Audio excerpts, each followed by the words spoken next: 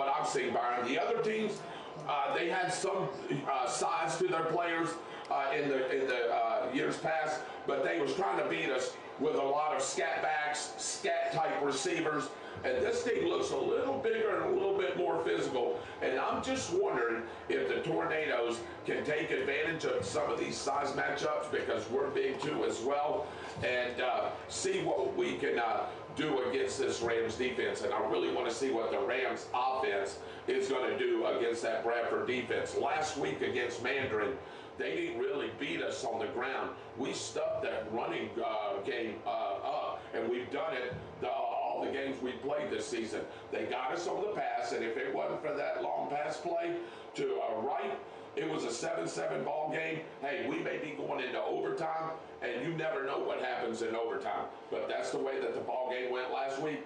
And again, it's strength on strength here, and I just want to see who wins this battle, and I think Bradford has a chance to win this battle. I think they do too, David, because to tell you the honest truth, the touchdown that Mandarin scored on offense this last week, that was a busted coverage. Yeah. He didn't get hardly anything else. I mean, he got a little bit, but he didn't get the numbers that he is normally getting, David. Yeah, you know, Byron, we talked about this particular play and what we seen as we were sitting high up in the stands. We were in a cover 2, but they overloaded the one side. You remember they put 4 receivers in stack formation on the strong side of the line, which, well, they made that the strong side, is what should I say. And then what they did is they put one single receiver to the near boundary, ran him into a down and in, so the corner had him one-on-one press coverage and took that man inside. And then the safeties had to move over to the strong side, and they just lost Bryson Wright on just like a little slant pattern, and he come all the way over to the near boundary, and Knox Ennis just found him, and he was just wide open, like I said, just a busted coverage. Yeah, David, if you look at the only other touchdown that was scored, that wasn't on our defense. That was special teams, which is unusual, really unusual, because Bradford's got really good special teams play too. But Mandarin literally scored 7 points on offense. So I really am interested to see what they're going to do against Eastside. If that level of play continues to happen, David, Eastside's in trouble, because there's not many teams that are going to score very many points on a defense like what we had, play like what we had. No, you're exactly right. If you're just now joining us, welcome to the DLP Bank pregame show. David Rogers and the Byron Bagwell here with you high atop David Hurst Stadium, aka Tornado Valley. The Eastside Rams making that 23-mile hike over here to start to play us right here in Tornado Alley. It's Class 3A versus Class 2A. The Eastside Rams still warming up, going through some of their progressions, some of their offensive plays, and now they're going to the back of the end zone here, to the north end zone here, as the Tornadoes are already back in the locker room. It looks like it's cheerleader night here, Byron, as we've got the varsity cheerleaders, the JV cheerleaders, and look at the little cheerleaders out there. They're out here with the cheerleaders here tonight, and the band was out here performing as well. And how about that big flag that they brought out for the national anthem? That was huge, and it took a lot of students to carry that. And I'm glad to see that, Byron, that we're starting to get some spirit, some American spirit, some school spirit, everything involved. And Bradford is known for those things. Bradford is very in tune to everything that is happening, and they showed it here tonight as they brought that big, beautiful flag out here. Yeah, David, with everything that's going on in our country, the show of patriotism is a really good thing for this community, David. Yes, it is. All right, you're listening to the DLP Break Please Show. We're going to take our next commercial breaks here in segment number 2. And when we come back, we'll introduce the captains. We'll also have the kickoff, and we'll wrap up and tell you some keys of the game. You're listening to the DLP Bank pregame show and Tornado football right here on Eagle Country 106.3. Danny, give me 6, Danny, give me 6. Unit 700 in start as your flavor from first bite to last call. James Gallagher's left. 99 cent wings on Monday, $8.99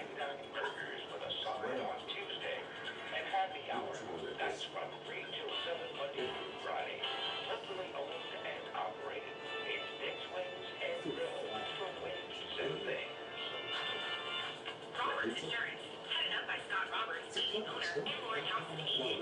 Star Keystone Heights in Middleburg is your healthcare marketplace enrollment center.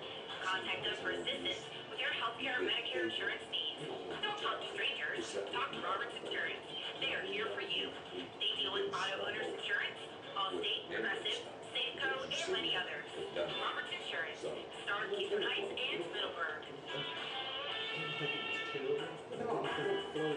I'm attorney Robin Rios at Burnout Kelly Injury Law, and I want to keep it real with my Star community.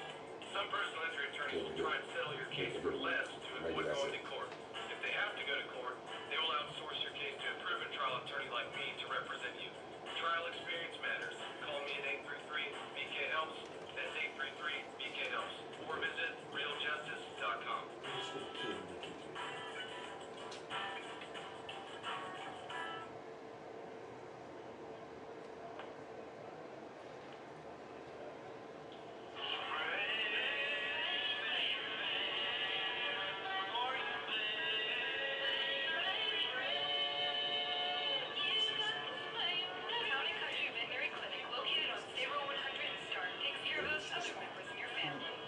Dr. Price provides you with information you need to know about your furry friends every Monday, Wednesday, and Friday.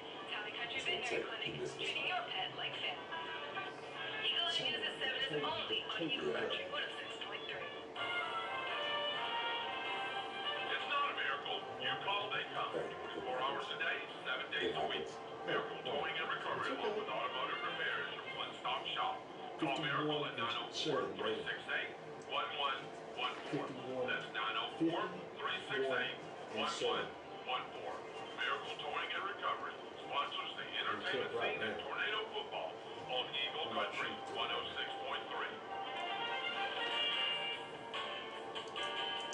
Jones Gallagher Funeral Home and Cremation Services.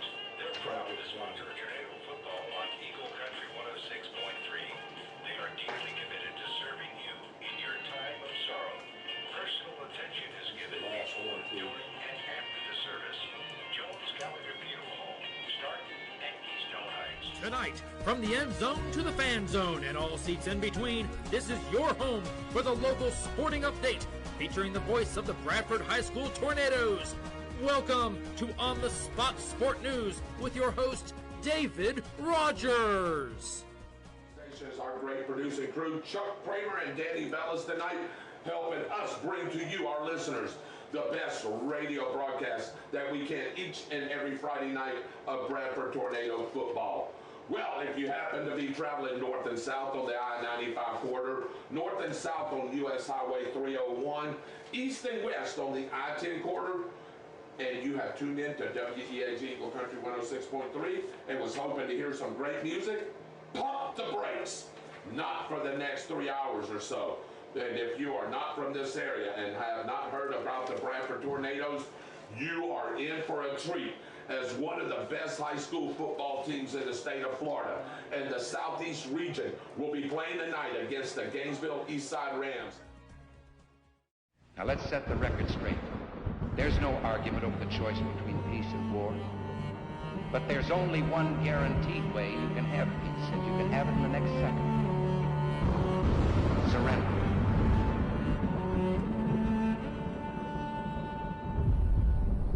These walls have seen their share of paint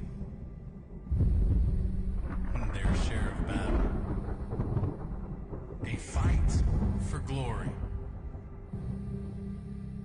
They've seen the scarlet and gray rise through the city and into our hearts. All these colors, all this history,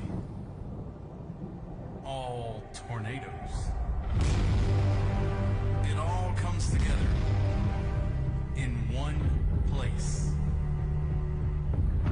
Right here. Right now. And it's here that together, no matter what they put in front of us, we always fight on. Because we are tornadoes. I'm a survivor. I'm not gonna give up. I'm not gonna stop. We have number 1 3, Orion Ellis. Number 50, Chad Hall. And number 56, David Bradford. And that's your captain for tonight's game. If you're just now tuning in, welcome into the DLP Bank pregame show. David Rogers and Byron Bagwell getting ready to call all the action tonight here. Glad to be back home. And as I'm looking down here at the crowd, we've got a big time crowd tonight. There is a lot of people here. Eastside brought a nice little crowd over there. Their band is big over there. They brought their band, their cheerleaders over there. They're ready for this football game to be started, and so are we. Listening to the coaches and working together to buy in on the game plans each and every week, and also the feeder programs that we now have in our county as players develop, coming up at the middle school levels and where it all starts, the Pop Warner level. A lot of our young men can play varsity as freshmen for years to come when they come up out of middle school, Byron. That's how good that they are. Byron has already given you some stats and some things to watch for in this game from the Rams standpoint. Now for me, just some keys to the game for the Tornadoes to come out with a victory. This is what I think needs to happen, Byron.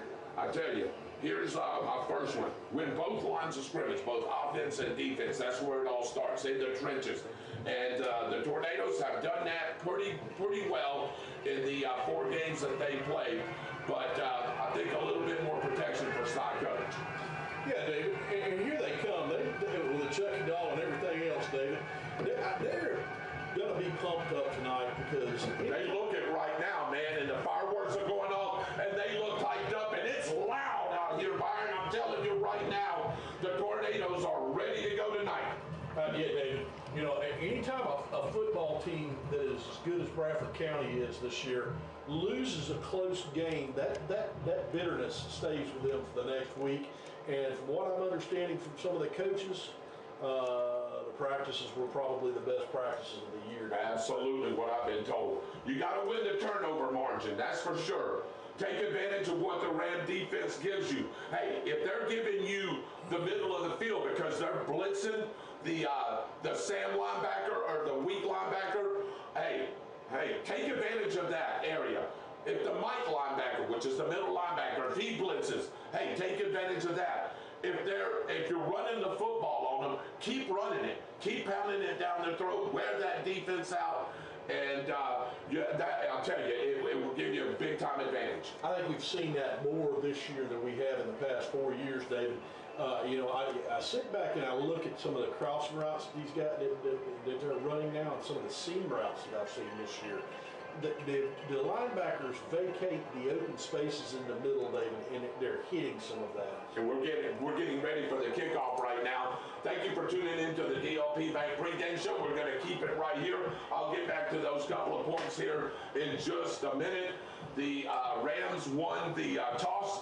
They will defer to the second half, so they'll be kicking it right to left on your radio dial, and the Tornadoes will have the ball first. The Tornadoes with their red helmets, the tornado emblems on each side, the white piping down the helmet, the red jerseys with the white numerals, and of course the white pants, Byron. I like this combination right here. And then of course the Gainesville Eastside Rams in their orange helmets with the red, the black stripe coming down the center of the helmet. The Ram on each side, the white jerseys with the orange numbers, and the black pants for them tonight. So we're ready for some football. It's Mojo football time. And ladies and gentlemen, let's get ready for an intersectional battle right here as the Rams take on your Tornadoes. Getting ready to put Total Leather is their kicker. He's lining it and putting it in the middle of the field at the 40-yard line, and that's number 27, Gene Duffy Massey, the junior, 6'1", 160 pounds. He's their kicker and a punter. He'll be getting ready to put Total Leather. And the Eastside Rams look like they're fired up, and number 4 out there is saying, hey, let's go down there and hit somebody, and that's Tremaine Monteith, the outside linebacker, 6'3", 200 pounds, and he looks it. And boy, that was a hard swivel kick, but it's going to come back as the, I think this is the Swanee Referee Association, Byron. I don't know what happened here. I don't think the whistle blew in play because because that clock hadn't stopped, and I think the kicker just went on and kicked it. But you can see that he has some leg. He drove that ball. It wasn't high, but it was straight on the ground. It was almost like your wedge shot. When you blade it, it just took off. Yeah, David, are you telling me this is a Swanee Valley Referees Association? Yes, it is. You remember what happened the last time we had them? Oh boy, I remember a head coach on our side that was not being very happy the whole entire game. No, he wasn't. We'll go over those coaches here in just a couple of minutes. Get ready to put toe to leather as it will officially blow in now. Here he goes. Offsides. Yep, high end over end kick. The deep man will take it at about the 10-yard line. Here he comes, and he reverses his field, and that's good open field tackle there by the Eastside Rams as the gunner on the inside come down there and popped our return man at the 22-yard line. That's where the Tornadoes will have it, 1st and 10, moving left to right on your radio dial. David Rogers, the Byron Bagwell. Actually, he didn't even get, yes he did. Those officially mark it at the 23-yard line. Let's call it 23-yard line. 1st and 10 from there. Moving left to right on your radio dial. Here comes both teams. Coach Rogers and his staff giving side coverage and his offense what he wants to run right here. The Eastside Rams are coming out in a 4-3 look. And they're playing cover 2, Byron. You see the 2 safeties back there.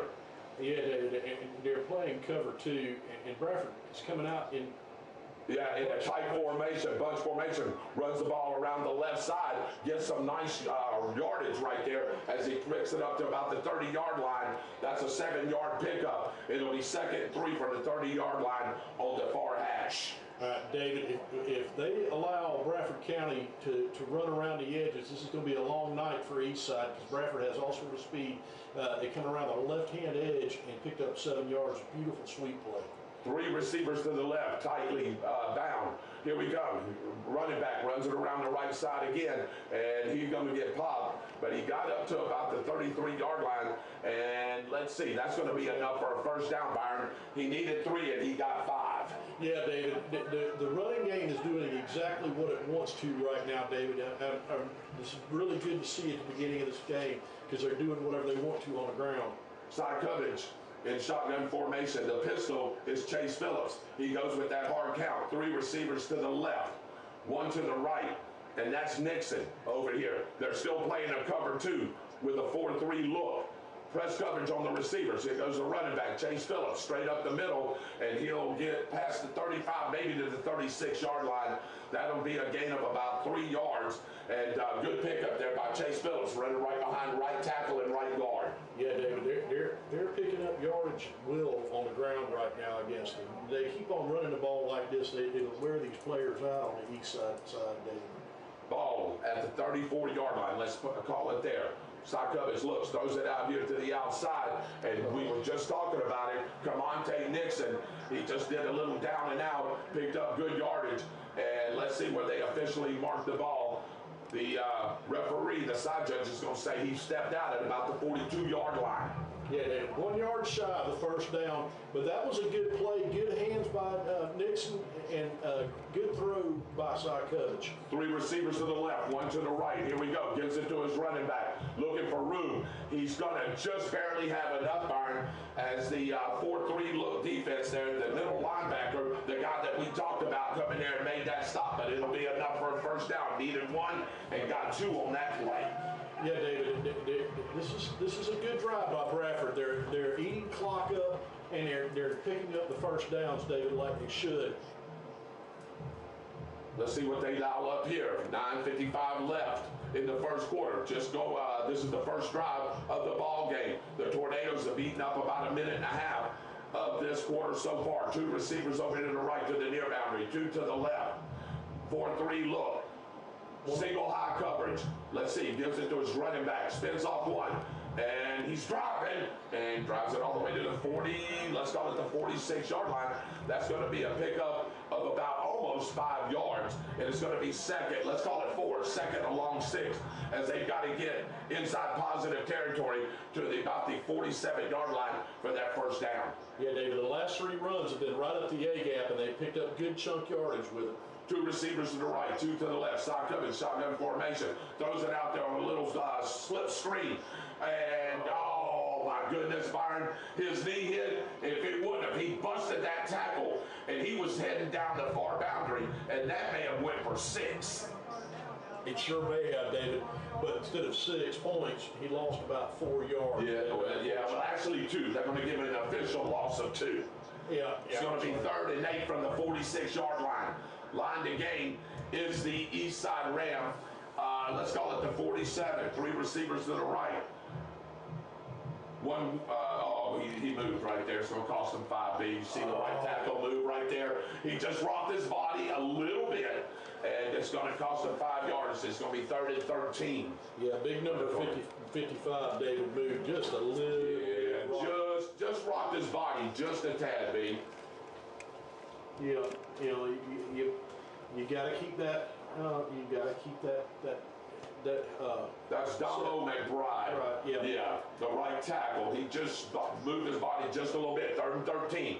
3 receivers to the right, 1 to the left. Pistol formations as running back. Side coverage in a shotgun. He's got time looking. Throws the ball into the flat. Caught! And boy, there's a host of Rams over there. But he managed, Byron, to get just across the midfield stripe. Let's see what the Tornadoes do on a 3rd and 3. They're looking at it right now. I think they may go. 4th and 3, David. Oh, 4th and 3, excuse me. Well, actually, it's a little more than that. They said he stepped out of bounds, Byron. So it's going to be 4th and a long, let's call it almost 5. They got to get to the 46-yard line. The Tornadoes are going, no doubt about it. 3 receivers to the right, 1 to the left. Shotgun formation is coverage. 16 on the play clock. Pistol formation is his running back. Eastside Rams in a 4-3 look. Now they bring the weak side linebacker up to the line of scrimmage. Nope, now it's going to be just a quick kick, and that's not a bad play there. Remember what I said as far as keys to the game, Byron? Sometimes a punt ain't bad, and guess what? He just changed field position right there as the Eastside Rams are going to start at their own 8-yard line. That's not the first time I've seen side coverage make one of those coffin corner kicks, David. He just punted the ball 40. It's going to be a 42-yard punt. 42-yard punt, and put the ball out on the far sideline out at their 7-yard line, David. What a great punt by side coverage. So that's where the Eastside Rams will start right there after a 42-yard punt. It was really a quick kick, Byron. It wasn't even punt formation. It looked like the Tornadoes were going to go for it, and they did not. Quick kick, 42 yards, and now the Rams are backed up on the far hash, starting at about their 8-yard line. 1st and 10 from there. They got to get to the 18 for the first down. Sidecar left and right is the running back. And the Tornadoes, oh my goodness, Byron, and that quarterback just pushed the pile. You don't see that too often. He pushed the pile for about 4 yards. Nice run there by the quarterback. Yeah, on an RPO. On an RPO, David, they ran the ball right up the middle, but there was a lot of bodies in there, David, and they just kept on pushing the pile. Bradford actually had that stuffed up at the line, but great run by their quarterback right there. Yeah, we talked about him on the Tornado Game Day report. Here we go. Sidecar right is his running back. Gives it to him up the right side, and he surges forward, and he may pick up a couple of more, but this is going to be 3rd, Byron, and let's call it about 3 yards, about 3.5 yards for that first down. The ball, the nose of the ball is just shy of the 15-yard line. He's got to get outside, Byron, the 18-yard line for that first down, and we jumped, and that's going to give him the first down, and the Rams have new life right here as their quarterback's coming to the Coach Hoskins said, what play do you want to run? Because we just had the Tornadoes jumps off sides. And when I say we got to win the penalty and the turnover battle, and we can't give them yards like that, Byron, because they can do it on their own. Yeah, David. Parviel Lee jumped the line just a little bit too fast right there. He was trying to anticipate that snap count, David, and get in there on the quarterback. From his left end position. There's a water break. We'll take one with them. No score. We'll be right back after these timeouts on Eagle Country 106.3. Danny, give me 2. Danny, give me 2.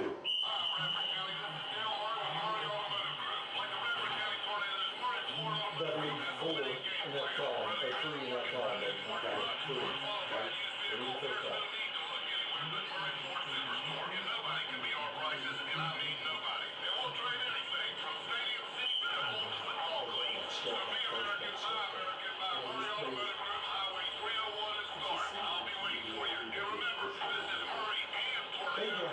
defense in the backfield after 2 days. Well, they know you don't everybody back. There's always a special going on. Enjoy their food and drink and follow all the sports on their many TVs this weekend. Wednesday evening, bingo and Lynn Starling. Hang by Thursday evening for trivia with David Rogers. The Downtown Grill, proud to sponsor Tornado football on Eagle Country 106.3. Located at 301 East Carl Street in downtown Stark. Tamberling handed the ball off to his running back, and guess what? He lost about a yard, almost 2. So this is going to be second and long 11. They got to get the ball out to the 29-yard line. David Rogers and the Byron Bagwell here with you. High atop David Hurst Stadium, a.k.a. Tornado Alley. 5:50 left in the first quarter. No score. Looking, throws it out here. The receiver caught it, and he's not going to have enough for his first down as he gets it to about the 28-yard line. He's going to be a yard short, but that was a nice pass from Tamberling to his wide receiver there, Marcus Cofield, the senior. Yeah, David, he saw the soft coverage on the left-hand side at the outside and just threw the ball that way. He sat down in the zone that Bradford was running and picked up good yardage, David. Yeah, you know, you don't do that to Jordan Kaysen. Kaysen was playing off of him a little bit, and they gave him that soft cushion, and they got almost 8 yards. Actually, they did get 9 yards. This is going to be 3rd and 2. Ball marked at the 27-yard line. We need a stop right here. The Tornadoes in a 4-3 look. Now they bring, it's a 5-2 look now. They give it to the running back, and if he searches, he's going to have it fired, but he's not. We stuff it up and bring it back there. Guess who led that? Number 25, Harvey L. Lee and company on that, Danny Torres, and this is going to bring up 4th down. They're going to give him forward progress, Byron, to about the 28. This is 4th, and let's call it less than a yard. Yeah, David, and it looks like they're going to keep their offense out on the field. I don't know if I'd do that on my own 29 or 28-yard line, David. Tamberling got the play. They said they're going to go ahead and do it. Maybe they try to draw the Tornadoes off sides right here. One receiver out here to the near boundary. They got everybody here, and everybody's up to the line of scrimmage, and they're going to call a timeout, and Bradford is going to do it because they see something there that they didn't like. They wanted to actually see what they were going to line up in. This may be a punt. We'll take one with them as well. You're listening to WEAG Eagle Country 106.3. Give me one, Danny. Give me one. That'll leave 2 left in the first down. They were going to do a push. That's what I wanted to say. And they still may do it. No, I think they want to do it. I'm telling you, I wouldn't do They that. lost the run of timeout there, though. That's okay. And in the words of the legendary coach David Hurst, how sweet it is. Go Big Red. David May called that timeout because they was going to do, like Byron said, as we talked about it during the timeout, they was going to do push, and it looks like they're still going to come out here and do it, except they're not going to bring that receiver out here, Byron. They're going to have a full house backfield. They're going to have 2 running backs, sidecar right of Tamberling. Wingback sitting right behind the left tackle. I think they moved. Let's see, Byron. I don't think he got it. I don't think he got it. I think he stopped about a half yard short. And the Tornadoes are going to take over the football just inside the 28-yard line of the Rams. And what a beautiful play by the defense, Byron. But now the white hat is looking. No. Yes, he finally pointed that way, Byron. I thought they was going to get an official measurement, but that was stuffed up in the backfield. And the Tornadoes will take over at the just inside the 29-yard line of the Rams. Let's see if we can punch this in, Byron. Great stop on 4th down. David, you go for it on 4th down. In your own territory. 29-yard line? Yeah.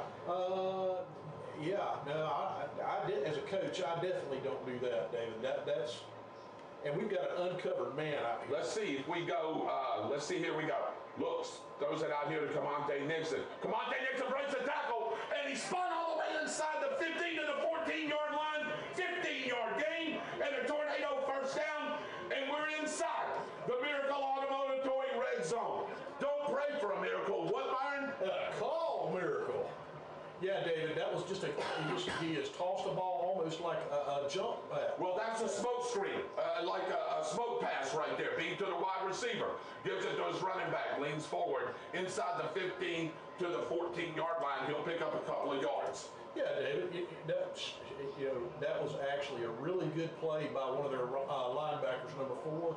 He diagnosed that play really, really well and was on our side of the line of scrimmage really quick and caught the running back and only let him pick up 1 yard.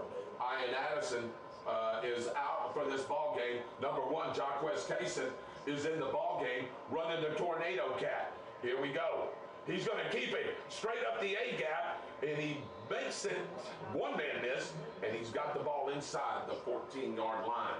It's going to be third, Byron, and about 7 yards to go for that first down. Yeah, David, that was just basically he faked the ball one way and then ran it straight up the A gap, David, and he almost broke that second tackle. If he'd have done that, he'd have walked in the end zone, David. They're going to just give him a yard on that carry, Byron. It's going to be 2nd and 8 from just inside the 19-yard line, actually the 14-yard line. Use your big wide receiver out here on the right-hand side, David. Once again, he has got about 2 or 3 inches on the DB that's covering. 3 receivers over to the left. And once again, and Tremonte Nixon over here to the near boundary.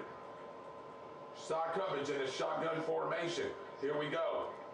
He throws it out there, and he just threw it a little too much right there, B. He had him on that quick slant. But guess what? We're in Tyler Sapp field goal range right here, and we're going to try to get some points on the board. Yeah, he just overthrew the exact wide receiver I just talked about on a quick slant route. If he doesn't throw the ball just a little bit high, he walks into the end zone, David. He was wide open. And actually, I thought he was going to make a one-handed catch there. But we've got a Tyler Sapp field goal coming up right here. The official mark or line is the 14. This is a 29-yard field goal right here. Let's see if Sapp, with plenty of leg, can put this through. Snap, placement down, kick up. Good. That kick is good. That kick would have been good from 44, Byron. As much leg as he put into it. With 2:55 left, the Tornadoes strike first. It's the Tornadoes 3, the Rams nothing. We'll be right back after these timeouts on Eagle Country 106.3. Danny, give me 2, Danny. Give me 2. Everything from chain link to wood installs and repairs. With over 40 years of combined experience, R&B Fencing offers free estimates. Call 904-964-5283. Did you see the read that he made before he did it? Yeah, he left the defensive back over here to the boundary. Yeah, he did.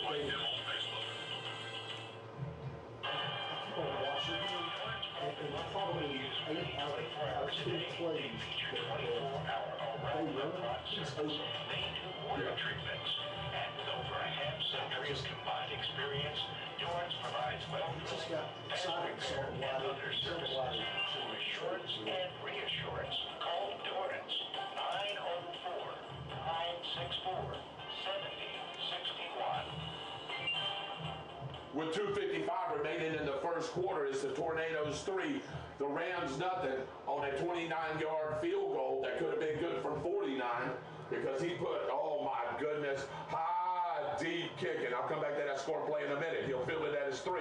The return man has a pretty good return right there as he brings it up to the 24-yard line. He fielded it at the 3, Byron. 21-yard kickoff return, but the Gunners for the Tornadoes were down there and made him pay for that return. Absolutely, David. He got popped at the end of that. That was a really good return. He followed his blockers well, and I did not quite catch the number of the Eastside player, but that was a really good return for the Eastside return man. Yeah, he actually almost had to field that over his shoulder, Byron, and then he took it from the far hash and brought it to the middle of the field and got a 21-yard return. Not going to be bad starting field position as they'll start at their own 24-yard line. They've got to get out to the 34 where the marker is, throws it out into the flat and just throws it a little bit wide. And he had some cushion there, Byron, but I think the corner there was fixing to make a pop on him, and that was Tyler with, let me see. That was number 10. Number 10 right there. Ian Addison in the ball game? No. 10. No, 10, I'm talking about who was covering 18. Number 8. Yeah, 8 was covering Kingston Brooker, actually coming from his linebacker position, outside linebacker position. Yeah, Yeah.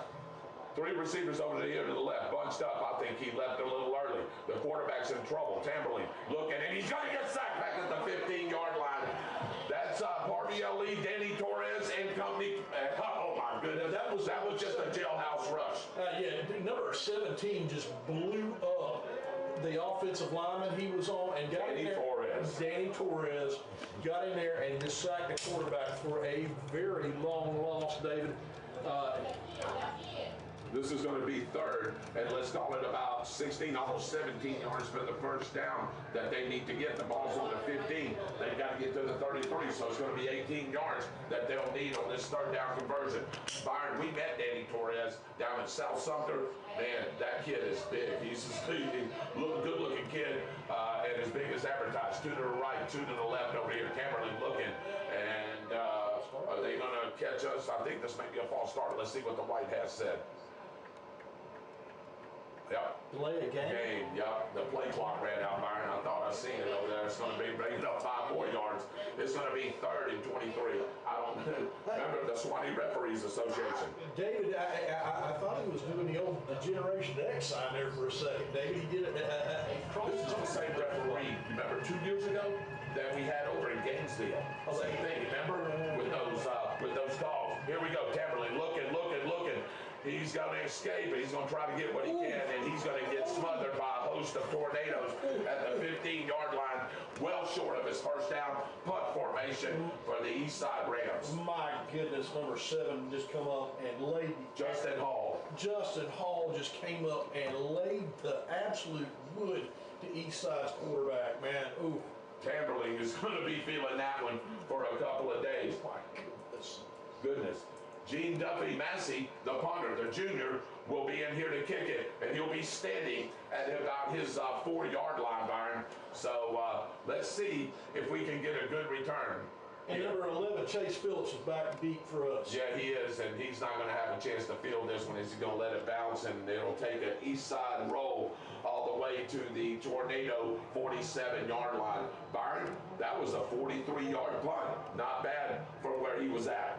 Yeah, David, but if still great field position. Look, if I'm Eastside's coach, I'm not very happy right now because 2 of Bradford's possessions have started basically on Eastside's end of the football field. Bradford's defense is going to kill you on that side because they're going to smother everything that comes in the form of run, David, and make you pass the ball to get out of it. Byron, look at the size of our offensive line. Everybody talks about our offensive line the last 4 years, and of course, we're bigger than a lot of these defensive fronts, but now the Eastside defensive front has definitely got some size to them. They're looking at a 4-3 look right here. Gives it, goes running back, and boy, is he popped. He's going to lose, Byron, about 7 yards. Great penetration by the defensive end from Eastside. Yeah, Eastside saw that, has seen that play one too many times, and they put enough people on the line that time, David, that where Bradford's line just could not block it in that spread formation they were in. That was number 40, Donnie Williams, in on that tackle. The junior plays defensive end and defensive tackle. The Eastside Rams showing a 4-3 look. Press coverage on the receivers. Throws it out here, quick screen. And Byron, the Eastside Rams bottled that up again as he may have gotten back to the line of scrimmage. Yeah, David, just that screen. Maybe on that little screen that they just run, wide receiver screen. It took too long to develop, and honestly, I've never been a fan of throwing screens with DBs pressed, and the DBs were pressed that time, David. 2 receivers over to the right to the near boundary, 2 to the left. And there's a timeout, and we'll take one with them. Well, actually, it's the end of the first quarter. With your score, the Tornadoes 3, the Rams nothing. We'll be back to start the second quarter after we take these timeouts on Eagle Country 106.3. Give me 2, Danny. Give me 2. Tony's Italian Restaurant, 117 South Thompson Street, Stark. Cooking your favorite Italian cuisine, Monday through Saturday from 11 to 9. Call 904-368-0032 to place a pickup order. Don't forget dessert. Try the executive chocolate cake. Tony's Italian Restaurant, located in downtown Stark. That screen being pulled up. on side coverage because he should have, when he saw the corners come up and press, he should have changed the color. Start Lake Butler and Interlochen. The draft was on Saturday. All sponsors of the Tornado Game Day report Friday mornings at 7:40 and the DLT Bank pregame show here on Eagle Country 106.3. Here we are back to start the second quarter right here at David Hurst Stadium, aka Tornado Alley, as the Rams are coming to visit the Tornadoes. We've got a 3-0 lead right now, and we're looking at 3rd and long. Sire Cubbage looks, and he's got his receiver right there on the far boundary, and I believe he'll have enough for the first down, and he threw that ball, Byron, where only his receiver can catch it, and what a beautiful play on the far boundary. David, this audience has heard me talk about this before. That was a college quarterback throw from our sophomore, right over the top shoulder of the DB, right. The only place that it could be caught was by number 9, guess who? Yes, Monte Nixon. Great catch by him. Here we go. Gives it to his running back. Runs up the left side. Running hard. He'll lean forward for a couple of yards as the Eastside Ram defense submerged him right there. But they're going to give him maybe a half a yard gain right there, Byron. That's some great penetration there by the Eastside Ram defense. Yeah, David. You know,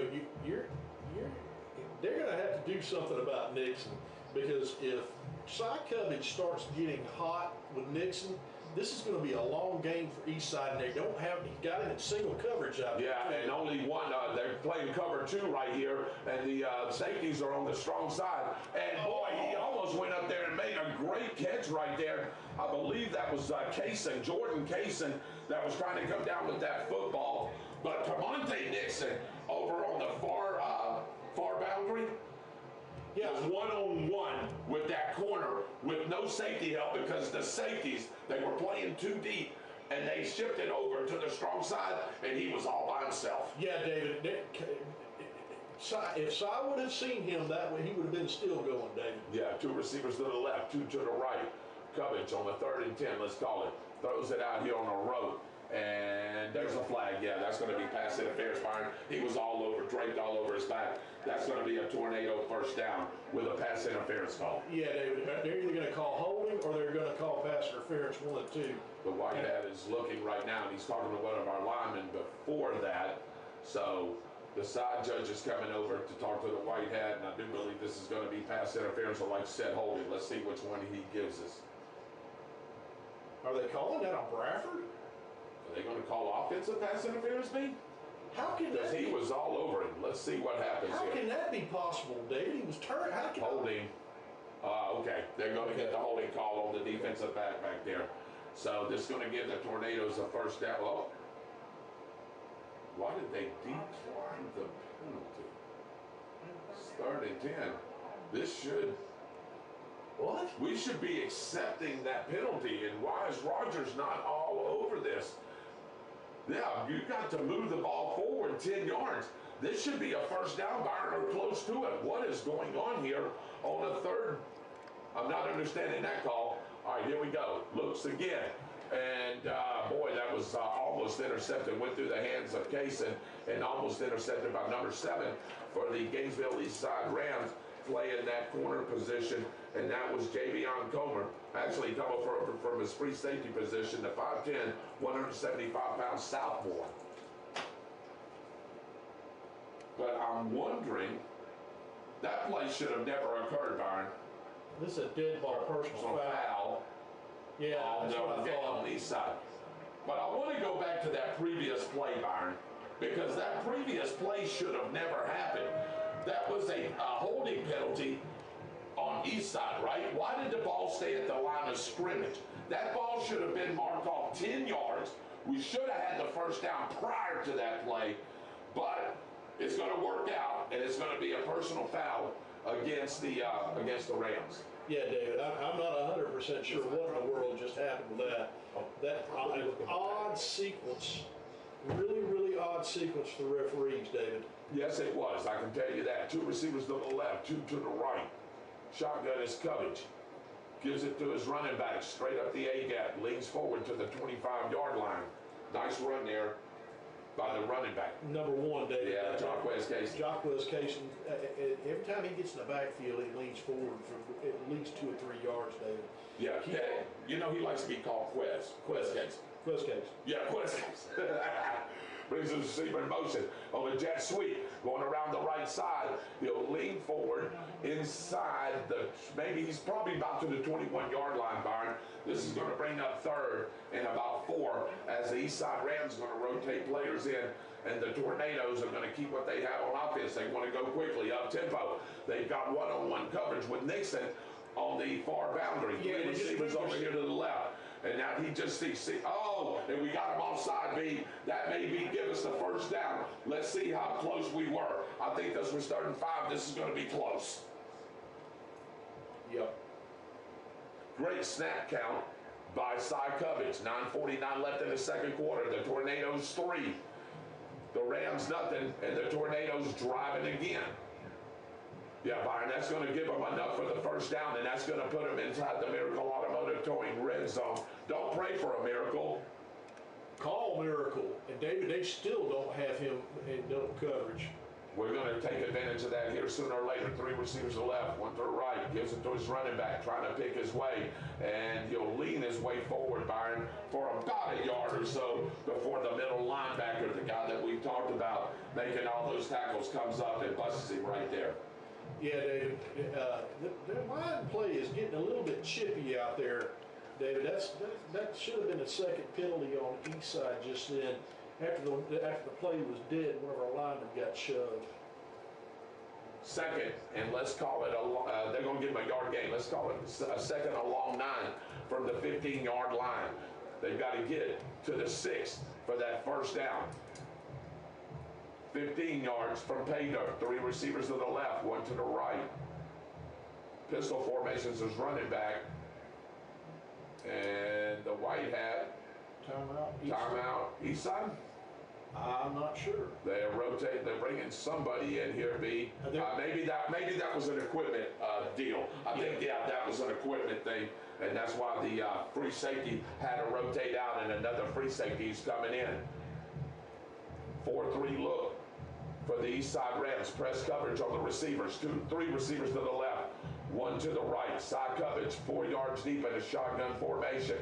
Side coverage looking, throws the ball out here on a rope, and he just missed his receiver, Byron.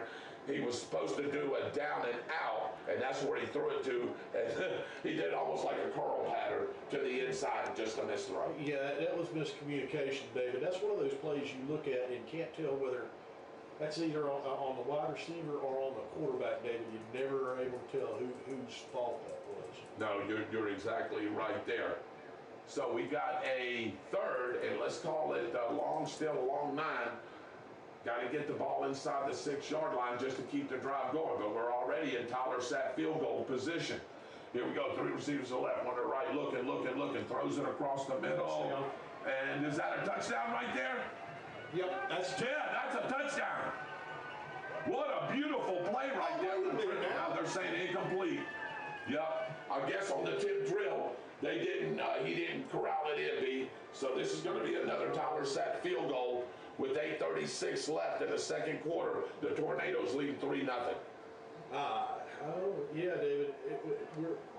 We're in field goal range, and Tyler Sapp has been really consistent for us right now, David. Byron, I believe that he's perfect, and there's going to be a timeout. We'll take one with him with 8:36 left. The Tornadoes 3. The Rams nothing. We'll be right back at these timeouts on Eagle Country 106.3. Give me one. Anchored in our community for generations and proud Tornado supporters. We are committed to serving families with dignified care, compassionate service, and dedication. We carry the legacy of Archie Tanner, who opened our doors in 1976, and today we continue his legacy one family at a time. Call 904-964-5757 for information on our personalized services, pre-planning, and forever monuments and markers. Our family is honored to serve yours. Here we go. We're going to try officially from the 15-yard line. 25. This is going to be another 29-yard field goal, Byron, so he'll have two 29-yard field goals if he can successfully make this through the uprights. Puts it on the far hash right there. That's where the Tornadoes will have it on this field goal try. Everybody's coming for the block, B. Snap, placement, down, kick, up, and that kick is good! Wow, Tyler Sapp with the big leg. And with 8:30 left, your new score, the Tornadoes 6, the Rams nothing. We'll be right back into these timeouts on Eagle Country 106.3. Give me two. Give me two this time. Give me two. A proud sponsor of Tornado football in Eagle Country. Just like caring for your vehicle, you need to take care of yourself. It's a chiropractic and injury clinic. They offer all services designed to work with what your body already does naturally. To make an appointment, call the Chiropractic and Injury Clinic. 601 East Paul Street starts at 904-964-8018. Chuck and I swear by it. Come in or stay in your vehicle. Use the drive-thru at Madison and Start. That's Madison Street Pharmacy. Your Health Mart Pharmacy. At 395 West Madison Street. They're open at 8 tomorrow. You can take care of business without even leaving your car. It starts on weekend night. John Morris, staff at Madison Street Pharmacy say, stay safe and go Big Red.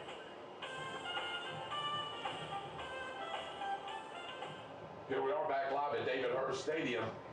Tyler Sapp just kicked a 29-yard field goal, and he just kicked this one deep as the return man's going to field it about the 5-yard line. He's going to take it around to the left side, and the Tornadoes missed one block, but they won't, one tackle, and they won't miss the second one.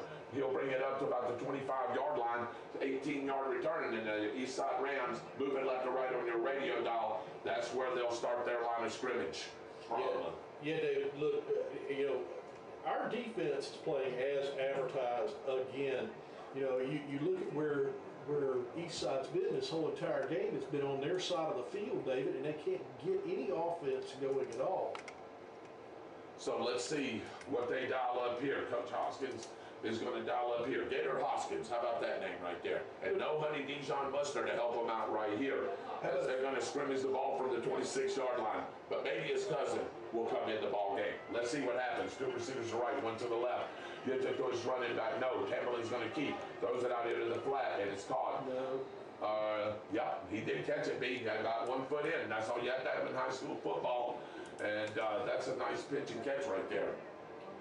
David, I thought he was juggling the ball, but apparently he wasn't. No, he actually gripped it, Byron, with both hands right there and picked up 8 yards. It's going to be 2nd and 2 right here, second manageable. The ball will be marked at the far, from the near hash right here at about the 30, let's call it 33-yard line. They got to get to the 36, past the 36 for that first down. Cameron looking. He's got time. Now the pocket collapsing. He's going to get sacked all the way back to the 32-yard line.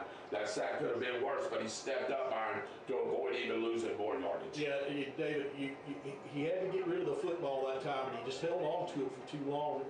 Bradford County defense is going to get in there to you if you hold on to the ball too long, even with a really good offensive line. And that's exactly what pretty much all of them did that time, David. Yeah, that's exactly right. This Tuesday morning, Chuck Kramer celebrates his 34th anniversary on Eagle Country 106.3 from 6 till 9. Memories and a whole lot of fun Tuesday morning. Don't miss it. Again, this Tuesday morning, Chuck Kramer celebrates his 34th anniversary on Eagle Country 106.3. Big third down play right here.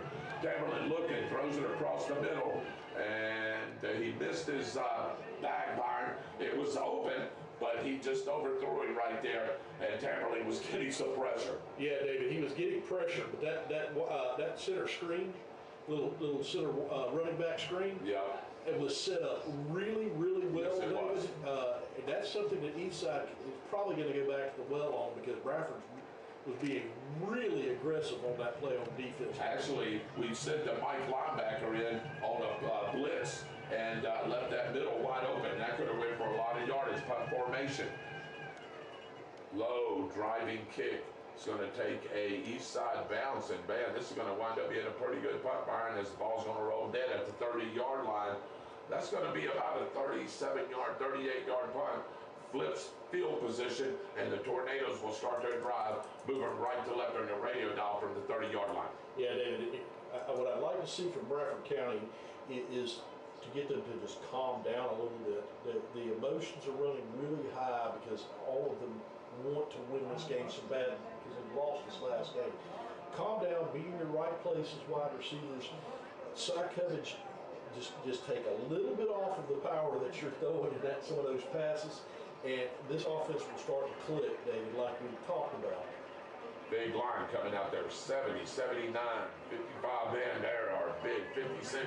There are some big linemen right there. And Cy Cummins, the sophomore quarterback, is bringing them out here to the line of scrimmage. Ball on the far hash. 70 yards from pay dirt, leading already 6-0. I'd like to see him go right here. I'd like to see him throw the ball vertically, Byron, a couple of times right here during this series. 2 receivers to the left, 1 to the right. Pistol formation is his running back, looking for some running room, and he doesn't have much as he'll lean forward. They're probably not going to give him no gain. Thought he may have gotten a half a yard, but they're going to spot the ball still at the 30-yard line. Great pursuit there by the Eastside Rams defense as the front 4 dominated our line of scrimmage that time and made a great tackle right there at the point of attack. Yeah, David, they're starting to stiffen up on the run, David. 3 receivers to the left, 1 to the right, and that's Nixon with single coverage. Cover 1 right here. Number high hat safety right here, standing about his 43-yard line. They're giving a little cushion to the receivers right here, Byron. Let's see here. It's Cummins looking. Pocket's breaking down. He's going to roll to his left. Looking. He's just going to take off, and he's going to gain a few yards, Byron. He'll get into about the 34-yard line. Nice pick up for 4 yards. It's going to be 3rd and 6. Okay, David. That was a smart play yes. by Cy Cummins. The wide receiver that's to the side that he was rolling out to went to break to go long, and the DB actually had some space on him and broke at the same time. It was very smart of him not to throw the ball that way. That was a really smart play. That was a really good play. Yes, it was. All right, Cy Cummins gets the play from Coach Staples and Coach Rogers right here. 3 receivers to the right, 1 to the left over here to the near boundary. Pistol formation is his running back, and I believe that's Booker. Let's see. Timeout? Timeout, yep, timeout, Tornadoes. So that'll leave them 1 left, and the Rams has got all 3. We'll take 1 with them. 5:51 left in the second quarter. Tornadoes 6, Rams nothing. We'll be right back after these timeouts on Eagle Country, 106.3. Give me 1, Chuck. Give me 1. Give me 1. Have been in business for 45 years and are locally owned. From biohazard cleaners to just cleaning your house. That was very smart play by him. Contact Lee at 1-386-755-6142. That's 1-386-755-6142. Mayway Services, meeting the cleaning needs of home and industry. I think it's like this. Here we are back after that timeout right here with 5:51 left. Tornadoes up 6-0, and we're looking at a 3rd, and let's call it 6 from the 34-yard line. The yard marker's sitting right at the 40-yard line. Let's see what they dialed up during this timeout. We still got those 3 receivers out to the right, 1 to the left. Pistol formation is his running back. Cy Cummins 4 yards deep. The Eastside Rams in a 4-3 look. Cummins looking, throws the ball across the middle. And boy, what a beautiful play by number 22 right there for the Eastside Rams. And that was Jamarian Reeves. We consider him an athlete, Byron. And I'll tell you, what a beautiful play he made on breaking that pass up. Yeah, David, he got in front of Nixon that time on that crossing pattern. And Nixon had a step on him, but he made up with his speed and knocked the ball out of the air before Nixon could make a catch, David. Great play by their DB. 16 late coming on for the Tornadoes as they're getting ready to punt this ball. That's Montrez Aldridge, the freshman right here. So let's see what Cummins does right here. Quick kick. Nice spiraling punt. And it's going to take a bounce and still take a tornado bounce all the way inside the 10-yard line. Right there at the 10-yard line, Byron, is where they'll officially mark it.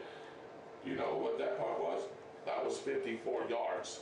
And that's a beautiful punt. You know, Cy Covage has been averaging about 44.9 yards per punt, and his average ain't gonna do nothing but go up after this game. Hey, David, and once again, to the left-hand side of the field, he kicks the ball like a coffin corner kick, and he just pins Eastside back so far, David, that they're having a hard time getting anything started on offense because our defense is pinning their ears back. Well, and I'll tell you another thing too. Remember when we said the keys to the game were, hey, a punt is not bad. Take the punt, great punt right there, and he also kept it away from that dangerous return man too. So here we go. Eastside Rams will start at their 10-yard line. Ball on the near hash. One receiver right, three to left. Everett, look, throws the ball deep, and nobody there. That was great coverage there from the corner as the. He was almost running like a corner post there, Byron, and just overthrew it. Yeah, number 12, David. Yes, on our team. Number 12 on our team. I can't lie. I'm having mental. That's Caden Carr, man. Caden Carr saw that coming and actually kept up with the wide receiver, but he had it like a 5-yard cushion, and he was the only one that had an opportunity to catch that ball. The wide receiver come back and made a good play on it to make sure that it fell to the ground. He was trying to hit Marcus Cofield on that play right there, but it's going to be second 10 from the 10. Let's see what they decide to do here. Gives it to his running back. And Byron, there's not much running room. Nobody has really done it all year long, and here we go. Big number 7. Is it big number 17 again, David? Yeah, exactly right. Yeah, it's pretty amazing, David. Yeah. How good that.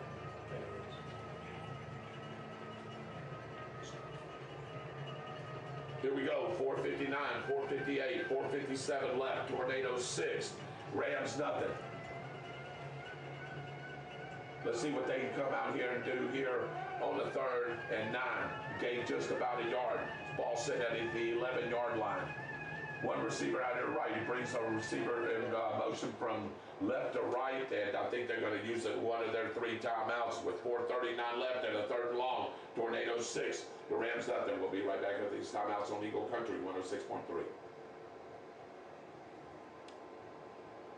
Give me one, Chuck. Give me one.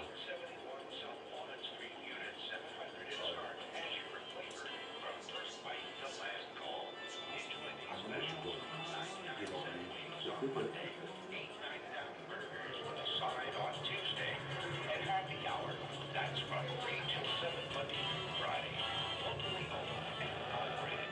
It's Dick's Wings and Grill. Seven things. Actually, that wasn't a timeout, and he breaks one tackle and another tackle. There was another play run. They actually got us for offsides. Gave them a 5-yard penalty right there. It was 3rd and short. And then on that play right there, they just ran a down and out, and that was a good pickup of 18 yards. And the Eastside Rams still got life here at their own 34-yard line. Yeah, David, like you said, that was a down and out play, and we were giving them a little bit of cushion. So the play was there, and their quarterback took it, and it was a good catch. Ball on the near hash, 2 receivers to the right, 2 to the left, and he was trying to do a little smoke route right there. In here, 3:25 left in the 2nd quarter before we go to the half. And there's a running back, runs hard, takes the ball inside the 40 to the 38-yard line. That's going to be a pickup of 5. And maybe, let's see, they're going to give him 5 yards. It's going to be 2nd and 5 from there. Quick tempo offense right here for the Rams, trying to catch the Tornadoes. Not to be able to substitute. Here we go. Throws it out into the flat. And no, sir. That right there. What an absolute beast of a play by number 12, David. Yes, it was. Out there from Bradford. He come off of a wide receiver that was blocking him. Caden Carr. Caden Carr come off of one of the blocks on the far side. His wide receiver was trying to stop it, and he couldn't, and he come back and just made a vicious tackle for loss. Great play by Caden Carr. Yeah, this is going to, he actually lost 2 yards. It's going to be 3rd and 7 from the 44-yard line. This may be 2 and go, Byron, for them. Trailing 6-0. Have a little success on this drive right here. He brings a split in out here, wide out here to the near boundary. 2 over to the far boundary. Tamerlan in a shotgun looks, throws it across the middle, and boy, I tell you, B, He's lucky that wasn't intercepted, and even if he would have caught it, he was getting ate up. David, I'm not so sure that one of our linemen didn't get a big paw on that, David, and wasn't tipped at the line, because that ball had a very strange trajectory going towards that running back that he was throwing it to. It almost looked like it was tipped at the line. At the Murray Automotive Group halftime show, we'll have our college pick'ems, and we'll have our Murray Automotive Group scoreboard. But we got a 4th and 7. Let's see if he tries to get us to jump, B. No, Tamerlan's going to take the snap. Looks, throws the ball deep. And does he have his receiver? Oh my goodness, B. We broke that up. And what, is there a flag right there, B? No flags. How can you a flag, David? How can that be a flag? Our DB was turning around. He was right there. Yeah, I don't know what the flag's going to be about right here. Oh, they're going to call pass interference right there, and it's going to give the Eastside Rams new life. That's going to be a 15-yard penalty, and an Eastside Ram first down, as they'll keep their offense on the field. That was just great coverage right there by the Tornadoes. I didn't see anything there. Both players were hand-checking each other. That should have been a no call, but the ball's going to be moved inside the 25-yard line on the far hash on a 15-yard pass interference penalty. David, I've seen a lot of pass interference calls that I thought were suspect. You got to let that play go. They're hand checking each other. They're going to catch us for too many players on the field right here. But the running back squirts to the outside as they went up tempo. The side judge must have not have seen that, B, because they could have got us for a 5-yard penalty there because we had too many men on the field. But it's going to be 2nd and 6 from just inside the 20. They got the ball at the 21-yard line. Yeah, David, they're putting a really good drive together. Our defense needs to stiffen up right now, David. Yeah, they're looking to take the lead right here. Sidecar left is his running back. He's trying to get the Tornadoes to jump. Press coverage on the receivers. 2 receivers out there to the left. Tamerlan about 4 yards deep. Gives it to his running back. Nice room right there, but the Tornadoes stuff it up, and he's still going, B. And the ball's loose, but I think they whistled it dead. Forward progress of giving to the 16-yard line. So this is going to be 3rd and a long 2 for their first down, and the clock's still running. 1 time out left for the Rams, 1 time out left for the Tornadoes. David Rogers, Byron Bagwell here with you. David Hurst Stadium, and it's 6-0 right now, but the Rams are threatening. This is the best drive of the night so far, Byron. 2 receivers to the left, 1 to the right. Now he brings the receivers in tight for max protection. He throws, oh my goodness, and he's going to have a touchdown. Oh boy, I tell you, he should have intercepted it, but Byron, I thought he had a touchdown right there. That was a nice trick play as he had his receiver coming around, and the receiver threw the pass out there to the left flat and just overthrew it. Yeah, David, that was number 18 from us. Yeah, Tyler Sapp. Tyler Sapp. Yeah, Tyler Sapp coming in a little bit of help right there. So they're going to drop field goal. They got a good kicker. Yeah, David, they need to put some points on the board, David. 54 seconds left. 1 timeout each. Let's see if the Eastside Rams can get on the board. This is going to be, blocked. And that was great. They come around from the right side. I can't get the number. Was it Quest Casey coming around from the right in position and blocked that field goal? It would have been about a 31-yard field goal, and we blocked it. And the Tornadoes escape again with 48 seconds left. 1 timeout, B. What do you do here? That's what I was about to say. Do you let side coverage uncork a couple here? We've had one-on-one coverage with Camonte Nixon. I'd like to see it. I'd like to see them throw the ball vertically here. They're coming out in that 4-3 look, Byron, and they're playing, they got 4 guys standing here at the 35-yard line, but I bet they're going to come up on press coverage, and they're going to go to a cover 1 or cover 2 right here with 48 seconds left. Yeah, they're coming to that old Tampa 2 is what they're doing, David. Yeah. And they still have cover 2 right here, which is basically a Tampa 2 defense. 3 receivers to the left, 1 to the right, side coverage. Takes the snap, looks, throws the ball deep, and just overthrows him. And That was in double coverage right there, Byron. The only person that would have been able to catch that is either the receiver or one of those defensive backs. Yeah, David, that was still a safe throw because that ball was too high for the two DBs. That was a great coverage play by number 7. One of the, I believe that was the strong safety from them. Yeah, actually, the corner had him on man coverage, and then the strong safety came over and helped out on the coverage. Looking. Gives the ball to Kaysen. Kaysen's got the room. Oh, boy. No, that's Chase Phillips. Chase Phillips all the way to the 37-yard line. 36 seconds left. We still got a timeout. That's a first down. And Byron, if he wouldn't have stepped out, Chase Phillips has gotten to set the speed. He was going down the sideline. David, that was very, very close. He just barely stepped out, David. Great play by him. Camonte Nixon over to the right side to the far boundary. Jordan Kaysen here to the near boundary is one of the receivers. 2 receivers inside. Side coverage with the shotgun snap. Looks, throws it out on the rope, and he dropped it. Yeah, David. Camonte, he was on a comeback route, and it was thrown a little short there, and Nixon tried to make a good play on it, but it just hit the ground. Yeah, David. They had a single high safety on that in the defense, and it left Nixon all alone on that side again, David. I just don't understand how they're leaving him alone. Here we go. 31 seconds left. 3 receivers to the right, 1 to the left. Those little switch receiver screen to Jordan Kaysen. He makes one big miss. Now he's in an open field, and he's all the way inside the 47-yard line in positive territory with 23 seconds. And I believe the clock will stop for just a second. And they're rushing up here to the line of scrimmage. Up-tempo offense right here. Sakovic says, let's go. And he spikes it, and that's a beautiful play right there.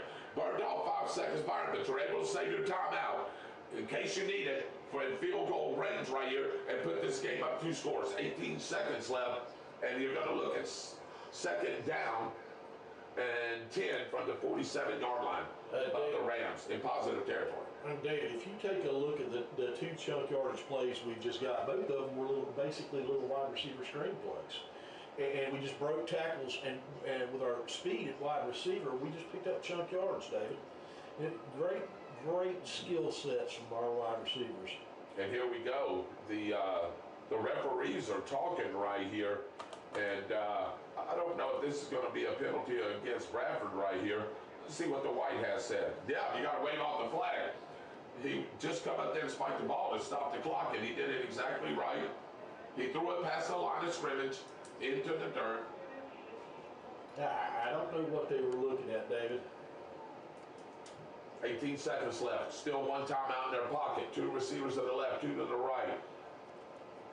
Look at this, Byron. Almost into a down package right here for the Rams. Giving up anything to the inside right here, and I would take advantage of it with 1 timeout. 3 down linemen. 3 linebackers. Throws the ball. Oh, my goodness, boy. That was almost intercepted, Byron, and that was going the other way. I'm glad he dropped it. That's big number 44 right there for the Rams. He had it in his hand. Xavier Manuel. Actually, defensive lineman really is what they got him listed at, but right in his hands. Yeah, David, that was a perfect play call for that defense. Yeah. But that was an even better play from number 44, David. Yes, it was. 14 seconds left in the half. 3 receivers to the right, 1 to the left, and that's Jordan Kaysen. Shotgun snap coverage. Rolls to his right, looks, throws it out here to the flat. Caught, but tackled immediately at the 45-yard line with 6 seconds. Are they going to burn this timeout? No. I think they're going to just let it go, and they're going to take that timeout with them. And we've come to the halftime, which is the Tornadoes 6, the Rams nothing. We'll be back with the Murray Automotive Group halftime show after we take these timeouts on Eagle Country 106.3. Give me 6, Chuck. Give me 6. When the Bradford High Tornadoes aren't playing, Eagle Country 106.3 plays it all. Covers in the morning, the Two in this column, David. and today's best country and more, all day and night, here and here. Eagle Country 106.3. We got better. We got better. Yeah. still feel flat.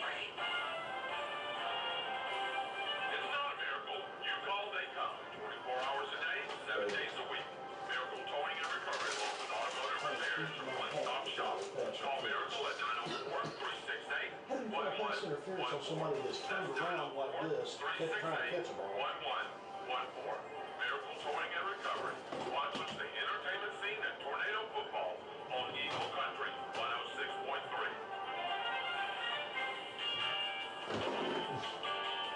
Jones Collier Funeral Home and Cremation Services. They're proud to sponsor Okay, I Tornado Football on cannot see Eagle Country any of these 106.3. players.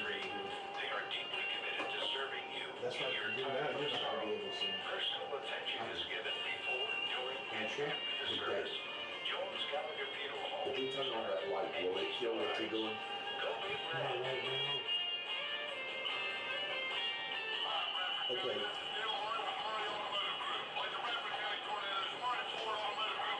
I'm dead around over. You still have some light over there? You still got that? Yeah. Now I can actually see.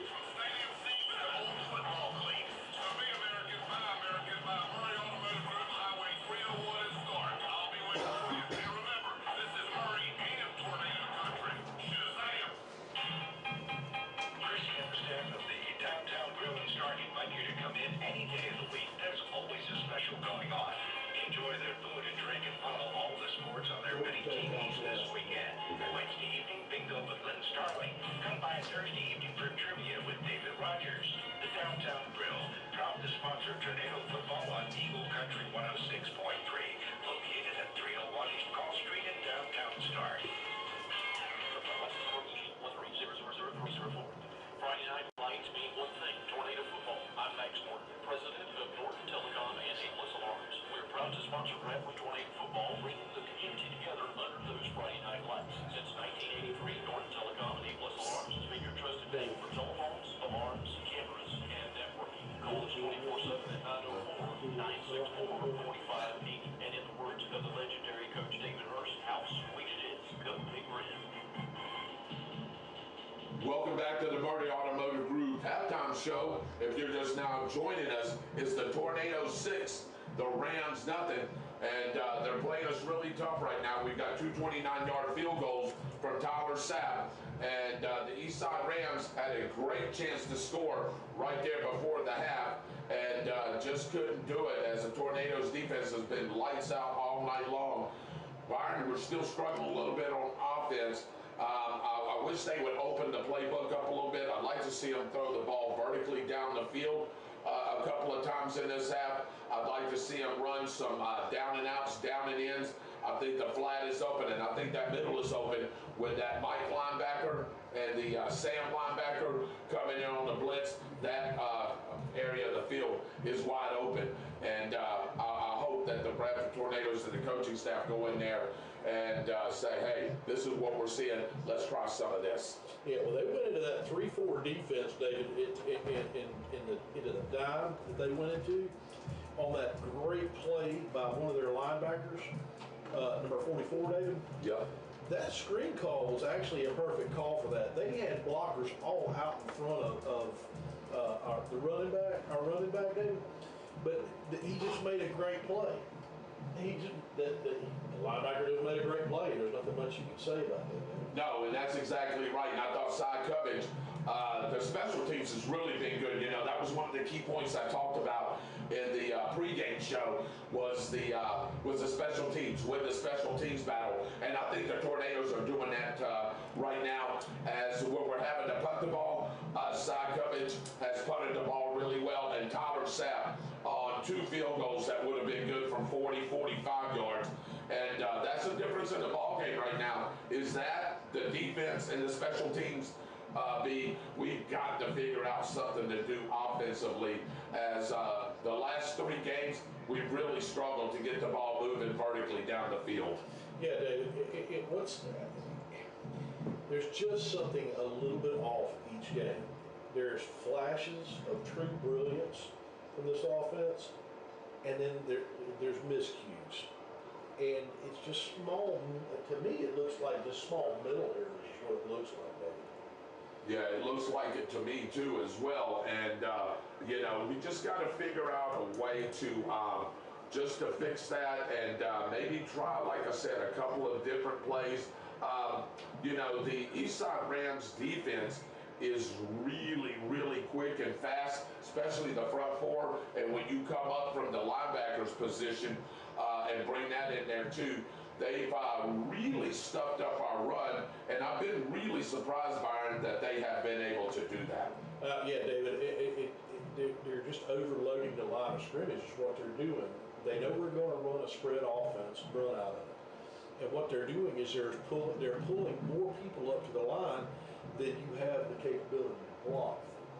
Yeah, and that's exactly right. They're listening to the Murray Automotive Group halftime show. David Rogers, Byron Bagwell here with you. Chuck Kramer and Danny Bellis back at the station. We're looking at the Eastside Rams band here. Good looking band, Byron. Great sound. I can hear it up here. And the Tornado band will get ready to perform here in just a little bit. But great atmosphere here tonight. Hadn't had a lot of fireworks, but look, right now we have a 6-0 lead. Eastside hadn't been able to do much offensively. They played pretty good defensively. We've played good defensively, hadn't done much offensively. This may come down to a defensive struggle, and it could come down to a last possession the way this game is going. Yeah, David. Fortunately, the good news for Bradford is that this year they've been a second half team. Yes. They make good adjustments at halftime, and then the offense seems to pick itself up some. So let's hope we get to see that same pattern continue to evolve, David, in this game. Yeah. All right. Let's get to our Murray Automotive Group halftime college pick'ems, B. How about that? College pick'ems. Yeah. And what do you mean? Yeah, you and Kevin thinks that I'm cheating, and you see me write these each and every week. I send them to y'all each and every week. I can't help that I'm the 3-time champion, looking to be number 4, and I'll don't even have to ask. That's what it was. It was unanimous across the board, and now watch Oregon State wins this. How about that? All right. Number 21, Michigan at the Nebraska Cornhuskers. The sheriff said, give him the Cornhuskers. Joey says, give him Michigan. Michael, Michigan. Roger, Michigan. Kurt, Michigan. Big Josh, Nebraska. Mitchell, Michigan. Chris, Michigan. Jimmy, Nebraska. Drew, Michigan. Cliff, Nebraska. Jeremy, Nebraska. Byron. Oh, this hurts. Michigan. Not so fast, my friend. Give me Nebraska at home. Nebraska. All right, here we go. The Florida Gators at the number 4 Miami Hurricanes. The Florida Gators not playing very well right now. Number 4 Miami on a roll. And I'll tell you, this is a game, Byron, that I can see, honestly, that I can see the Florida Gators winning. I really do. So the sheriff says, go ahead and give me those Gators. Joey says, give him Miami. Michael, Miami. Roger, Miami. Kirk, Miami. Big Josh, Miami. Mitchell, Miami. Chris, Florida, he says. Jimmy, Miami. Drew, Miami. Cliff, Miami. Jeremy, Miami. And Byron? As much as this makes me want to throw up, give me Miami by about 28. Okay. Give me Miami by 35. All right, here we go. The number 9, Illinois Fighting Illini. Number 19, Indiana Hoosiers. I can just tell you this. Everybody took Illinois with the exception of Cliff and Jeremy. Byron says, give me Illinois. That's going to be a good football game. Yes, it is. Give me the Illini, too. I like the Illini, but that's going to be a really good football game. South Carolina at number 23, Missouri. South Carolina's quarterback, Lenore Sellers, may or may not play. We know Missouri's on a roll. Sheriff said, give him Mizzou. Joey says, give him South Carolina. Michael, South Carolina. Roger, Mizzou. Kurt, Mizzou. Big Josh, Mizzou. Mitchell, Mizzou. Chris, Missouri. Jimmy, South Carolina. Drew, Missouri. Cliff, Missouri. Jeremy, Missouri. Byron. Who cares? Give me Missouri. Give you Mizzou. I'm going to take Missouri, too. All right. Okay. Yeah. The Tulane Green Wave, which pulled an upset last week at number 13, Ole Miss. All right, Sheriff said give him Ole Miss. I'm looking across here. Everybody took Ole Miss. Byron? Byron's taking Ole Miss too. Is he? Yes. Yeah, go ahead, do that, man. All right, Ole Miss. Okay, I was about to say, I'll take that. All right, here we go. Gainesville Eastside at Bradford. Everybody's got Bradford. Byron? Of course, Bradford. And David Bradford. Okay, last pick right here. And Byron's fixing to give us the scoreboard here in just a minute. But the last one is IMG Academy at the Mandarin Mustangs. The sheriff says IMG. Michael says Mandarin. And Jimmy says Mandarin. Byron says... You want me to go ahead and just pencil it in? Yes, IMG, please, David. All right, and IMG for me too. So two Mandarins, one IMG. That being said, all right, hang on a minute before you go into that. That being said, these picks were in before this game. Yeah, oh, absolutely. That game started, and anybody that picked. And if we have to, we'll make it up at the end.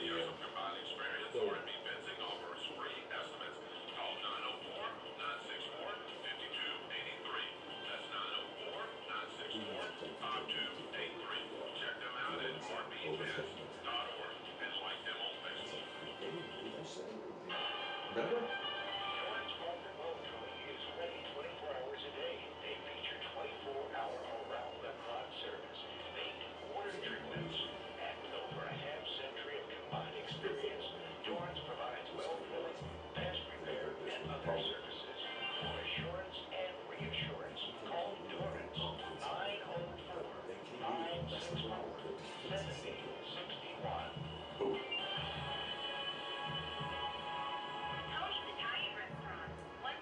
South Thompson Street in Star. Cooking your favorite Italian cuisine. Monday through Saturday from 11 to 9. Call 904-368-0032 to place a pickup order.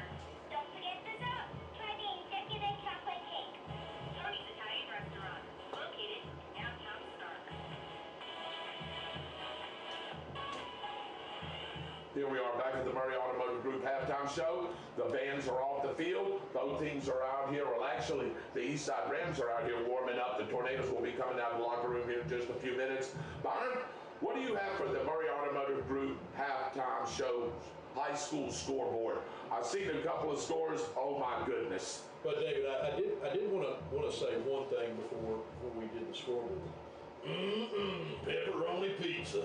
Okay, sounds good. That's what we had today. For dinner, it was very good. Tony's really good for that. Hello, Tony, by the way, and hello others that are listening, and I'll get into that here in a minute. Okay. Keystone Heights playing Dixie County tonight. It's 32-7 Dixie County at the half. Let's see. Trinity Christian is playing Columbia, the Lake City Columbia. It's 13-6 Columbia County in that game in the third quarter in a close game. And IMG is playing Mandarin. It is 50-7 IMG. Santa Fe is playing Fernandina Beach. It's 20-14 at the half. I want to say something about that game, Byron. Santa Fe is a district opponent. Now, I know they really haven't played anybody until now, but you know they're undefeated. Yeah, and they're in our district. You know, Newberry was the team that got us last year. We need to watch out for Santa Fe. Well, just saying. They've got Ernest Graham. Yeah, they've got a really good kid. Yeah, they do. Former NFL running back Ernest Graham. Yes. North Marion's playing Williston. It's 7-0 Williston in the first quarter. Union County and Fort White are playing. Fort White is beating Union County 35-0. Buchholz is beating Richmond Hill, Georgia 21-0 in the second half. Middleburg is just crushing Ridgeview. I wonder what Gino Addison's doing there, Byron. I wish we could pull up some stats. I bet Gino's having a field day over there. We really miss him over here. But that's a great addition for Middleburg. Absolutely, David. Palatka is beating is losing to Nature Coast 21-20. I wonder if the Nature Coast referees are down there. Right? Probably so. Okay. Interlochen is tied with Orlando West Oaks in the first quarter, 0-0. Pensacola Catholic is destroying Providence out of Jacksonville 35-0. That's going to be another tough opponent. If we see them in the playoffs, that is going to be a tough opponent. Looks like they're scoring points. They're undefeated too. We may see them again. Oh boy, what a game there. Yep. Here's another one of our would be opponents. Bowles is beating Oakleaf in the third quarter, 21-6. The number 2 ranked team in Class 2A, by the way. 2A. Yep. Absolutely, David. And we'll update you with some more scores as we get toward the end of the game here. So you're listening to Murray Automotive Group Halftime Show. A couple of things that I've seen on that scoreboard, Byron. One is what you said, Pensacola Catholic. And number 2, watch out for Santa Fe. Santa Fe ain't going to be a pushover. And the other thing is Union County. I see some things on social media last week about the coach. Left-hand side, we may have been able to scoop that score because there was nobody on that side, but the ball didn't bounce that way. No, and Jarquez Kaysen, not only does he play running back, not only does he play receiver, he plays free safety, and he's been instrumental in a couple of big-time plays. One was that South Sumter game when he made an interception on a 2-point conversion that sealed the ball game for us, and right here holding the Rams scoreless when this could have been a 6-3 ball game. Yeah, David, it's just a great play. It's just a great physical, athletic maneuver and play by him to get past the end on that line, who, by the way, he had such a fast step, he wasn't even touched, David. No, he was not. It was just a very athletic play by him, just a beautiful play. Probably the play of the game from Bradford so far.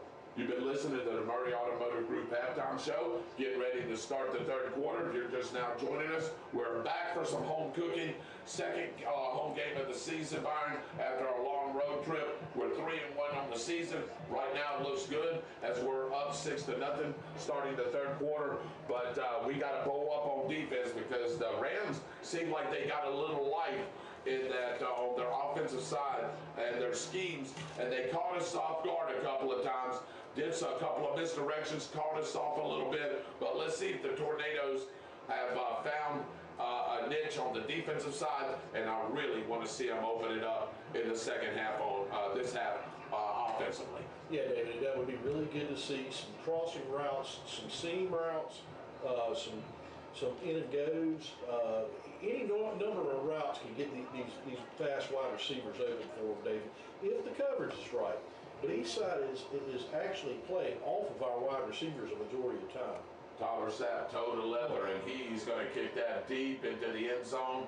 And, buddy, when you have a weapon like that, he just kicked that ball 64 yards in the air. That return man fielded it almost 4 yards deep, and that ball will come out to the 20-yard line. And that's a great weapon to have. I was talking about special teams. Now you're going to make Eastside drive the ball 80 yards to get that go-ahead score. Yeah, Dave, just Tyler Sapp has just been instrumental in our special teams, man. He's got a leg and a half, and some college is going to pick him up with kicks like that, David. Oh, without a doubt. And I'm telling you, I'm surprised he don't have any offers right now, but still a young season, and I'm sure that those will come. Here we go. Moving right to left on your radio dial, the Rams, Hammerling, the quarterback. Looking, throws the ball quick, caught, up to the 26-yard line. That's a nice gain of 6 yards right there on first down. And, hey, what do we say? 3, 4, 5, 6 yards in a cloud of dust. Here we go. Yeah, David, the wide receiver just stopped, almost like a zone, but we were playing off of him, David, and it just took 4 or 5 yards, and the ball was there. He picked up the yardage. Marcus Schofield on that catch right here. Here we go. Throws it out here to the flat. No drop. But I'll tell you, our Tamberlin put it right on the money, didn't he? It was just great coverage by our defensive back to strip the ball out of the wide receiver's hand. That was Kingston Booker. Yeah. I think he's playing a little bit of safety tonight, and he just made a great play on the ball and knocked it out of the wide receiver's hands. This is going to be third down, and let's call it long 4 for the first down. They got to get the ball just outside the 30-yard line, the nose of it, for that ultimate first down. The yard marker still says second down. The white hat Is there something wrong with the play clock never start? I was trying to look over there, B, but it looks like there's going to be a penalty right here. So it is going to be second down as the Tornadoes are going to back them up right here as Tamberling's coming over from Coach Hoskins and getting the play here. It's going to be second and long 9. Yeah, we haven't called Parmeter's name all night long. I look for him to make an impact somewhere in this game, David. He always seems to. Yes, he always seemed to, and he's playing this free safety position right now over here on the near hash. Tornadoes in that 4-3 look, press coverage on the receivers, and the white hat, I'm not sure still what's going on. Side judge getting the position, okay, and the white hat will, well, backing them up some more. I'm not sure what just happened here, Byron. Ball's back at the 16-yard line. Second from here to Eastside for a first down. Not sure what happened there. Did they not mark up enough yardage? Okay, 3 receivers to the right, 1 to the left. Shotgun, Tamerlan looking. Throws the ball out to the flat, caught. And he almost went down to a knee, but that was a great, oh my goodness. You're not going to overpower our corners and our safeties. That's a little scat back right there. Nice catch. Try to run through some Tornadoes, and that wasn't going to happen.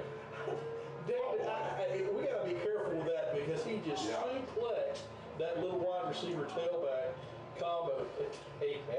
Good grief. Yeah, I've seen Ric Flair give a good suplex, but that was almost a good suplex right there. All right, 3rd and 7. Let's see what they dial up here. Looks like we may have jumped. No flag. Throws it out into the flag. Oh, what a beautiful catch right there at the 32-yard line. And that's Tamerlan to Cofield again. Yeah, David, wow. It's enough for the first down. Great diving catch, David. The quarterback put the ball where only one person could get it, and that was the wide receiver. The ball was thrown a little bit low, and he made a great diving catch on the ball. That's 4 catches for Marcus Cofield tonight. Him and Tamerlan's got the hook up. The drive started at their own 20-yard line. 12 yards on this drive so far. And just starting the 3rd quarter, about almost 2 minutes gone. The Tornadoes lead 6-0. Looking. Quick throw out there to the flat, Byron. And I'm telling you right now, if he had caught that, he was going to pay for that. But I see something that's bothered me just a little bit. We're giving those receivers a lot of cushion as they're taking those routes out to the flat. And Tamerlan can put it on the money. He would have completions all day long. It reminds me of the Coco thing. Just 2 quick steps, boom, pop the ball out to the receiver. Jaden Karn was about a step and a half away from making a pick 6 just then, David. The ball just got there a little bit before he could get there. But I don't think the wide receiver was going very far because Caden was coming with some bad intentions that time, David. 2nd and 10. Here we go. Pressure coming. Tamerlan takes off and runs, and he's a big kid, and he spins his way forward to the 39-yard line.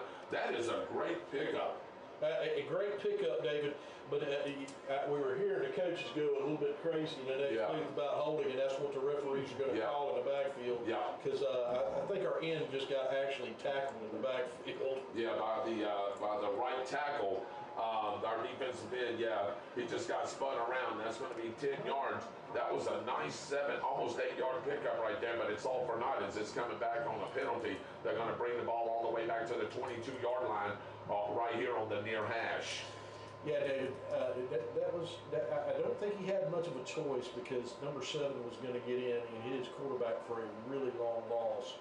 3 receivers to the right, 1 to the left. Sidecar left is his running back. We almost jumped. Tamerlan's looking over to Coach Hoskins, says, hey, what do you want me to run here? Play clock's 7, 6. They're going to have to get this play off. 3 receivers to the right. Sidecar left is his running back.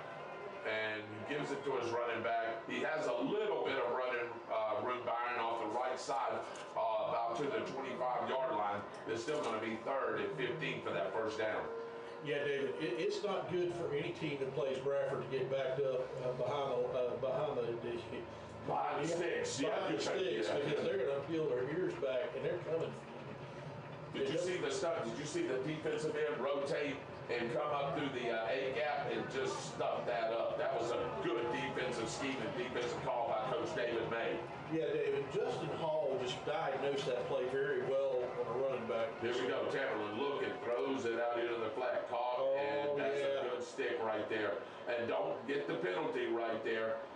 Ease up right there. I thought we may get that roughing penalty, but we're not. And it's going to be 4th and 13, and it's punt formation time for the Eastside Rams as Chase Phillips is going back deep, and he'll probably stand at about his 40-yard line. Let's see. He's going to be in the center of the field. Put his heels, yep, what I say, Byron, right there at the 40-yard line. Yeah, David, maybe it's time for a little bit of magic on special teams. Yeah. Chase has got really good speed, and maybe it's time for us to break a special teams play. Let's see. The Tornadoes are bringing some pressure right here. High snap. Boy, they almost got it. And Chase Phillips is going to let this one go. Out of the way. And, yeah, just get out of the way. And that ball is going to go dead at the Tornado 49-yard line. 31-yard punt. 7:57 left in the third quarter. It's the Tornadoes 6. The Rams nothing. We'll be right back after these timeouts on Eagle Country 106.3. Give me one, Chuck. Give me one. DLP Bank. More money to lend. A bigger bank. But still more. Member FDIC and equal housing lender. Start After the first 45 minutes of the game, it got better. Saturday. I still feel flat. I still feel like I don't know what that's about. And the DLP Bank pregame show here on Eagle Country 106.3. The Tornadoes will take over at their own 49-yard line, moving left to right on your radio dial. 2 receivers to their right, 2 to the left. Gives it to his running back up the left side, and he gets absolutely nothing. 1, 2, 3, 4, 5, 6 Eastside Rams there to eat up our running back. And Byron, we haven't had much in the running department right now. I'd like to see him go play action right here, and let's see if we can loosen up that defense. Yeah, David, big number 58 from his interior line spot. That I guess that's 56, not 58. I mean, Yeah, it's 56B. That's David Bradford. Bradford. Yeah, 6 foot, 282 pounds. Here we go. Socked up is looking, rolls to his right, throws it across his body, and he throws it to the sideline B, and it hits number 11 right in the back. Yeah, it looked like he was throwing to Coach Rogers that time. Malachi Williams, the corner, the sophomore corner. I think he was throwing it to Coach Rogers, said, hey, I'll live to play another down. 3rd and 10, though. That's 2 quick plays, and we gained absolutely nothing. First drive for the Tornadoes with 7:15 left in this third quarter. 6-0 Tornadoes. Play clock down to 17 seconds. 3 receivers to the right, 1 to the left, and I think that's, no, Camonte's over here to the near boundary. I'd like to see him go because he's giving him some cushion. Number 11 is for the Rams. Too late. Let's see. Here we go. Looking. Socktovis is going to roll. Now he's going to take off, and he's going to slide and to the midfield strike line, and I wasn't sure that may have not been a late hit. They did throw the flag, and the Tornadoes are going to have to punt the football. 1 drive, Byron, 4 yards. Ain't going to cut it. No, David, they've got to figure out something on offense. The Eastside defense has got them a little bit confused right now. I know the object of guys. The object of the game is to win the game. If we win at 6-0, that's great. But when you start facing teams that can move the ball on you, and you're going to have to score some points. And as good as our defense is, there's going to be teams like that. Nice high kick. Let's see where this actually goes out of bounds.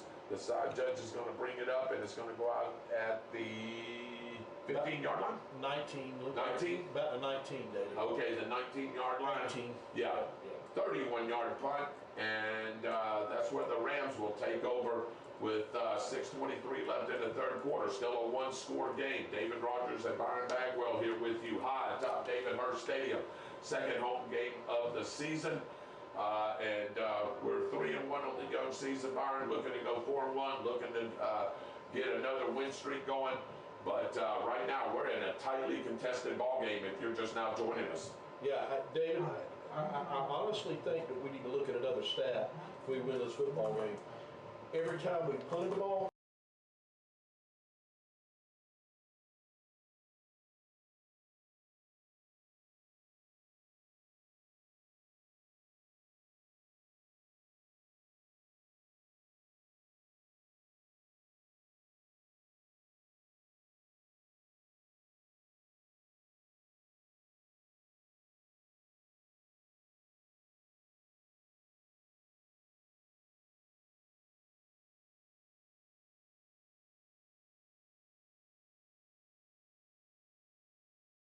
They'll run two receivers to the inside, and then they'll run that inside man to the outside to the flats.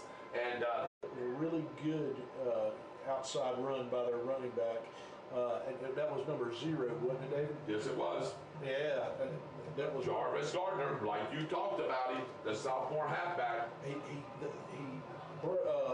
let him break contain, David, and Bradford's gonna have a long night if they keep on letting that man break contain. Two receivers to the right, two to the left. Looking, throws the ball deep. He's got his receiver, and it's caught. Oh, and he dropped it. I tell you, he had it, and I believe that young man is hurt over there as he looked like he landed on his right shoulder. But maybe it's just his pride hurt a little bit, because he should have had that. Tamerlan threw that just as beautifully as you could. It was one of the best passes I've seen from both quarterbacks tonight. Yeah, David. Wow. It really was. But I saw something in that play that I've never understood. You had wide receivers, those 3 wide receivers on the outside all moved before the ball was snapped. Wasn't called, B. I know. 2 receivers to the right, 2 to the left. Sidecar left is his running back. Tamerlan looking. Quick throw out here to the flat. And boy, oh boy, he jumped that route. And Byron, I tell you what scared me besides that play. It went through his hands, and that receiver was standing there with nobody there. And if he'd have caught that, he was gone to the races. Caden Carn was gone the other way, too.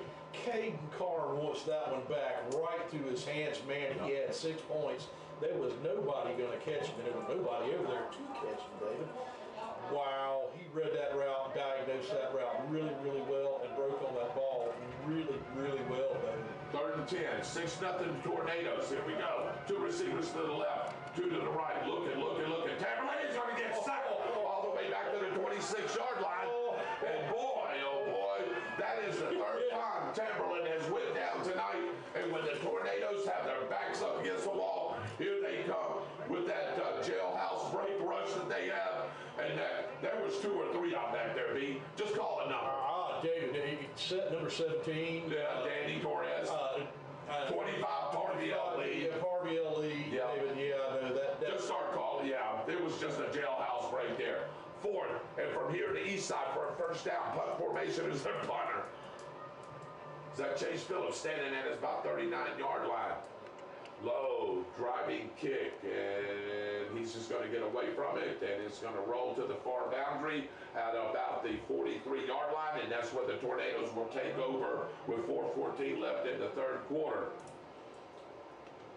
6-0 Tornadoes. Yeah, David, he's kicking the ball really, really high and trying to angle it a little bit to keep it away from our return men, David. And he's wherever Chase Phillips is lining up, or whoever the return man is, he's kicking it in the opposite direction. You're exactly right. Oh, you know how to solve that. Put 2 people back there. Yeah, and that's what I was thinking on the next one. That's exactly right. All right, Tornadoes will take over on their own 43-yard line, moving left to right on the radio dial. 4:14 left in the 3rd quarter. Tornadoes hanging on to a 6-0 lead. Let's see what Sykovich and the offense can do. Gives it to his running back, runs up the right side, and then the hole closes after about a 3-yard gain. Let's call it a 2-yard gain. Ball at the 45-yard line. Converging on the tackle is the middle linebacker and the defensive end for the Gainesville Eastside Rams. Yeah, David, that was Keyshawn Kennedy. That's the first time we've seen him carry the ball about, isn't it? I believe so, and if he has, I didn't remember if he's going to carry it again, and he's going to get stuffed up as there was 4 Eastside Ram defenders coming up as the defensive tackle, defensive end in the corner, and the outside linebacker come in to make that tackle. Yeah, David. he is our power back. I don't know why we're bouncing him to the outside, but he still made the DB pay for that. Yeah, but we lost 2 yards on that, B. It's going to be 3rd and 10. We got to get inside Ram territory for the first down. Cy Cubbins looking, pumps, looking, and he's going to get drilled. And he's going to lose another 3 yards. And the Eastside Ram defense, quicker than our offense be, and that's another negative drive. And it's going to be 4th and 13, and the Rams will get the ball back. Yeah, they have had no answer for the Eastside's defense. We've got a lot of speed, and we've had some decent drives, David, and we've got some points off field goals. But they need to put this game away and score a touchdown, David. They need to do a little bit of figuring out. Yeah, 2:38, no score in this quarter so far. The Tornadoes lead 6-0. 2 return men standing at their own 25-yard line. Cy Cubbins, oh my goodness, takes the man back all the way to the 18-yard line, and he fair caught that ball because Cy Cubbins put great air up underneath that punt, and they'll start at the 18-yard line. 30, no, that's a 40-yard punt, Byron. Nice. Yeah, David, Cy has backed them up behind their 20-yard line every punt that he has had this game. He is having a fantastic game punting the ball. And you know, Byron, you look at the way he punts. You know, he doesn't get your regular, like 7 yards, 8 yards, behind the line of scrimmage. He's standing almost like he's in shotgun formation, and then he still punts the ball. I'm praying and hoping that one of them don't get blocked. Yeah, David, we've talked about that before, not liking that quick punt formation, because that's exactly what you take a chance of getting it blocked. Here we go. Sirens going off here, gives it to that running back. Makes one man miss. Boy, we should have had him behind the line of scrimmage, Byron. I don't know how he squirmed behind the right guard over there, but he picked up about 5, almost 6 yards on that carry. Yeah, David, that was just a great hop cut from him. He started off one way, hopped another, and hit a hole. That beautiful vision by number 5 on their team, David. Yeah, Kamarian Mack, the athlete. Yeah, that was just beautiful vision by him. 2 receivers to the right, 1 over here to the left. Ball at the far hash mark. Gives the ball again, and he pushes the ball forward almost to the 30-yard line. He's going to be just about a yard short from his first down. This was going to be 3rd and right about 1 as they need to get the ball to just outside the 30-yard line. Yeah, they need to fill the gaps in on this and not give him any of those open holes. The linebackers need to come up and know this is probably going to be a run play. Here we go, 3rd and 1. They're still splitting them out right here. 2 receivers to the left, 1 to the right. Let's see what they do here. And Tamerlan keeps it. He runs over people all the way to the 42-yard line. What a beautiful run by the quarterback from the keeper. Yeah, David, a little option play that time. He saw that the running back was about to get stuck, and then pull the ball back from him and just run up the middle of the field. You don't see people running up the middle of the field on Bradford like that very often. No, and that was a great run right there by the quarterback. He's a big kid, too. Ball at the 41-yard line of the Rams. Looking, Tamerlan, and he's going to get sacked all the way back to the 34-yard line. We needed that, Byron, as they had some momentum right there going. That was number 13, David. That was Nate Raymond. We haven't called his name in a while. It's time. No, we have not. It's time for Nate to have another game like he had towards the beginning of the season, where he had 3 or 4 sacks in the game. Great play by him, coming from his end position, David. I got you. Hopefully we can do something right here, B. Yeah, David, and they lost like 6 or 7 yards on that, David. 2nd down. Looking, Tamerlan throws the ball deep, and please pick that off. Oh my goodness. He had him on the sideline right there, and I thought he was going to pick it off. Great blanket coverage that time, David. Just almost a great interception from number 3. That would be another case, and that's Jordan. Parmitter was over there too, coming from his free safety position, David. And that was just an ill-advised throw from their quarterback. 3rd and let's call it 16. Let's see what they dial up here. 904-964-80. Chuck and I swear by it. Start the fourth quarter right here. Quick screen to Phillips. And boy, is he mad after he catches the football. He may lose a yard right there. And number 5 right there for the Rams, Kamarian Mack. We've talked about him, the athlete, already in on that tackle. And it looked like a face mask, Byron, but the flag was not thrown. So let's see. They're going to call him no game right there. So forward progress. He caught it at the line of scrimmage, and then they drove him back. So it's going to be 2nd and 10 from the 44-yard line. 1 receiver to the left, 3 to the right. Pistol formation is his running back. Side coverage takes a snap. The Eastside Ram defense looking at a 4-3 look and a cover 2 back there with the safeties. Gives it to his running back right there. And it's straight up the gut right there. Big number 27, Terrell Harris, all the way to the 38-yard line.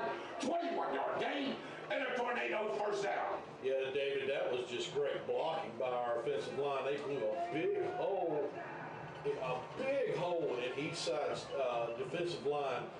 And that was just a great cut from number 27, David. Yeah, Terrell Harris showing you his speed. And this time he gives it to on the left side. He's not a big back, but he showed a little power there as he took the ball inside the 30 to the 35-yard line. Yeah, David, he's hitting the line really, really hard, and that's a good thing to see, David. There's yardage to be picked up from this Eastside defense, and this is the first time I've seen them where they've looked a little bit winded, David. Let's see what they do here. Let's see if they can keep this tempo going up. 3 receivers to right. Low snap. Covers looking. Now he's going to get pressure. He's going to get sacked. Boy, all the way back to the 43-yard line. And Byron, he should have just probably ate that right there and went down. But he's trying to make a play. So this is going to be 3rd and a long 13 for that first down. We've got to get the ball inside the 28-yard line, just starting the fourth quarter. And the Rams are playing the Tornadoes tough tonight. 2 field goals from Tyler Sapp is the difference in the ball game. Terrell Harris just broke a nice run right there, but then side coverage just took a sack. If you're just now joining us, 9:53, 9:52 left in this quarter, 6-0 Tornadoes. Here they come again, looking. Coverage steps up. He's got to roll to his left, and he's just going to take it out of bounds right there. And we're going to have to punt the football again, Byron.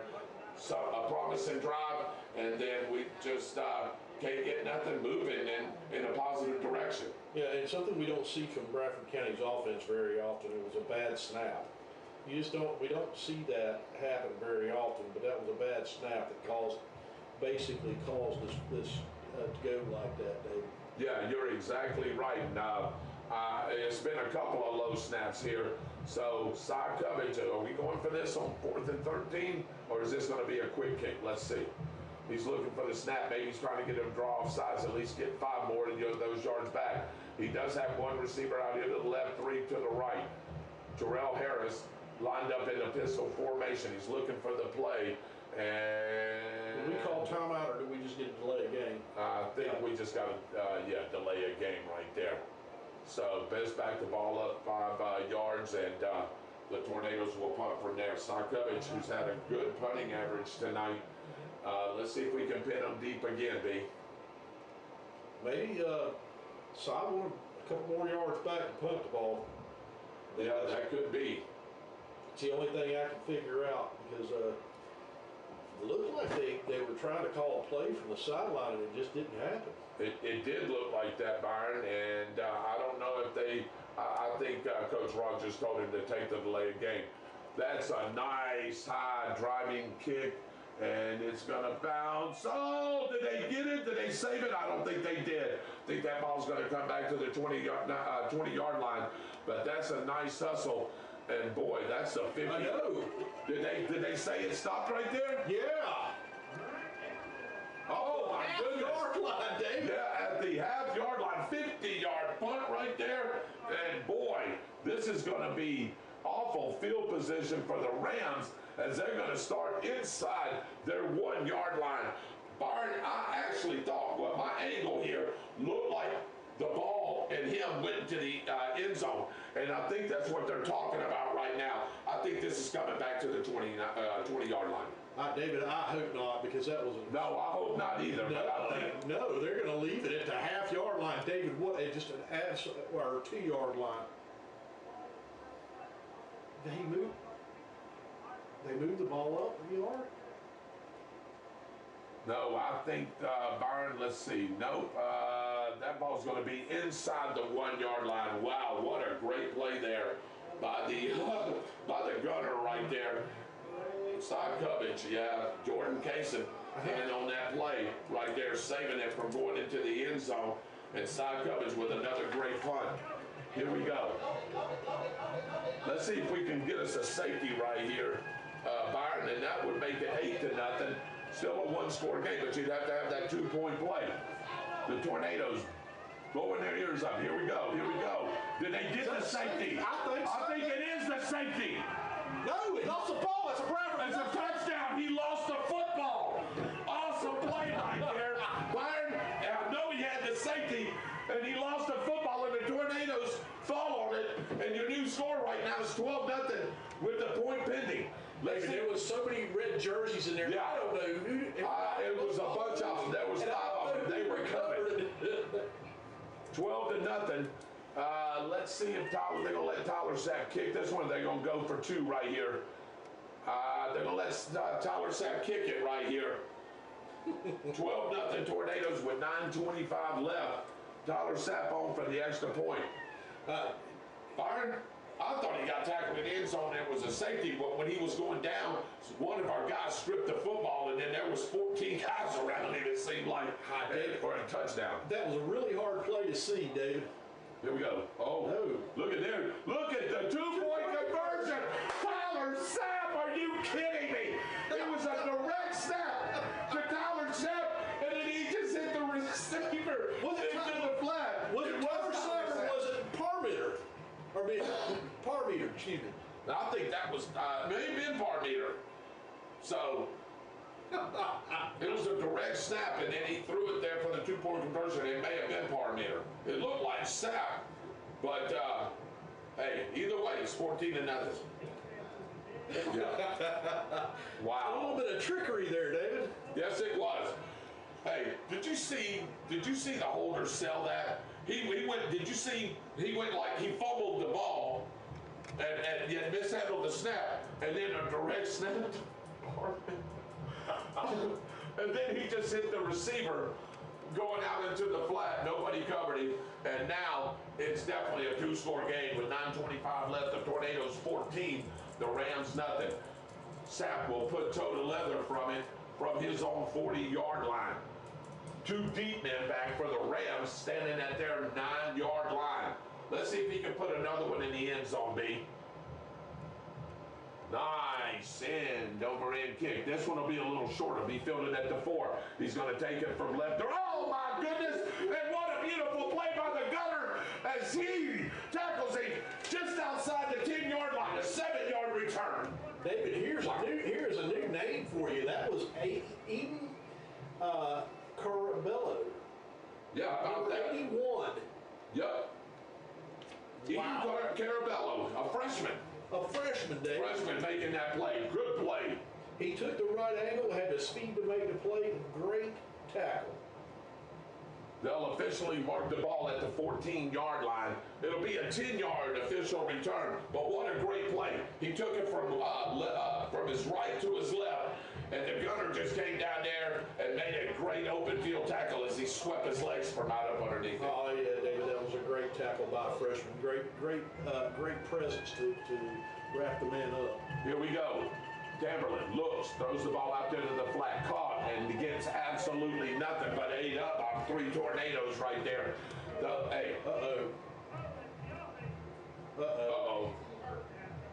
And I think that young man is hurt. Was that Tamerlan? That's number 18. That's 18 right there. That's Jordan Johnson, their big wide receiver and tight end, 6'2", 220-pound sophomore.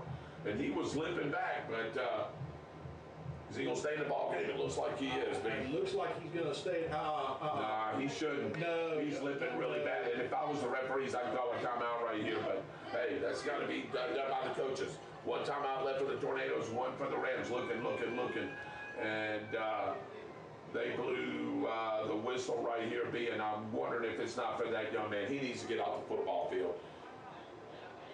You don't want nobody to get hurt like that. Bradford called timeout. Yeah, Bradford called their timeout there. That'll be their last one right here. With 8:35 left, the Tornadoes up 14-0. We'll be right back at these timeouts on Eagle Country 106.3.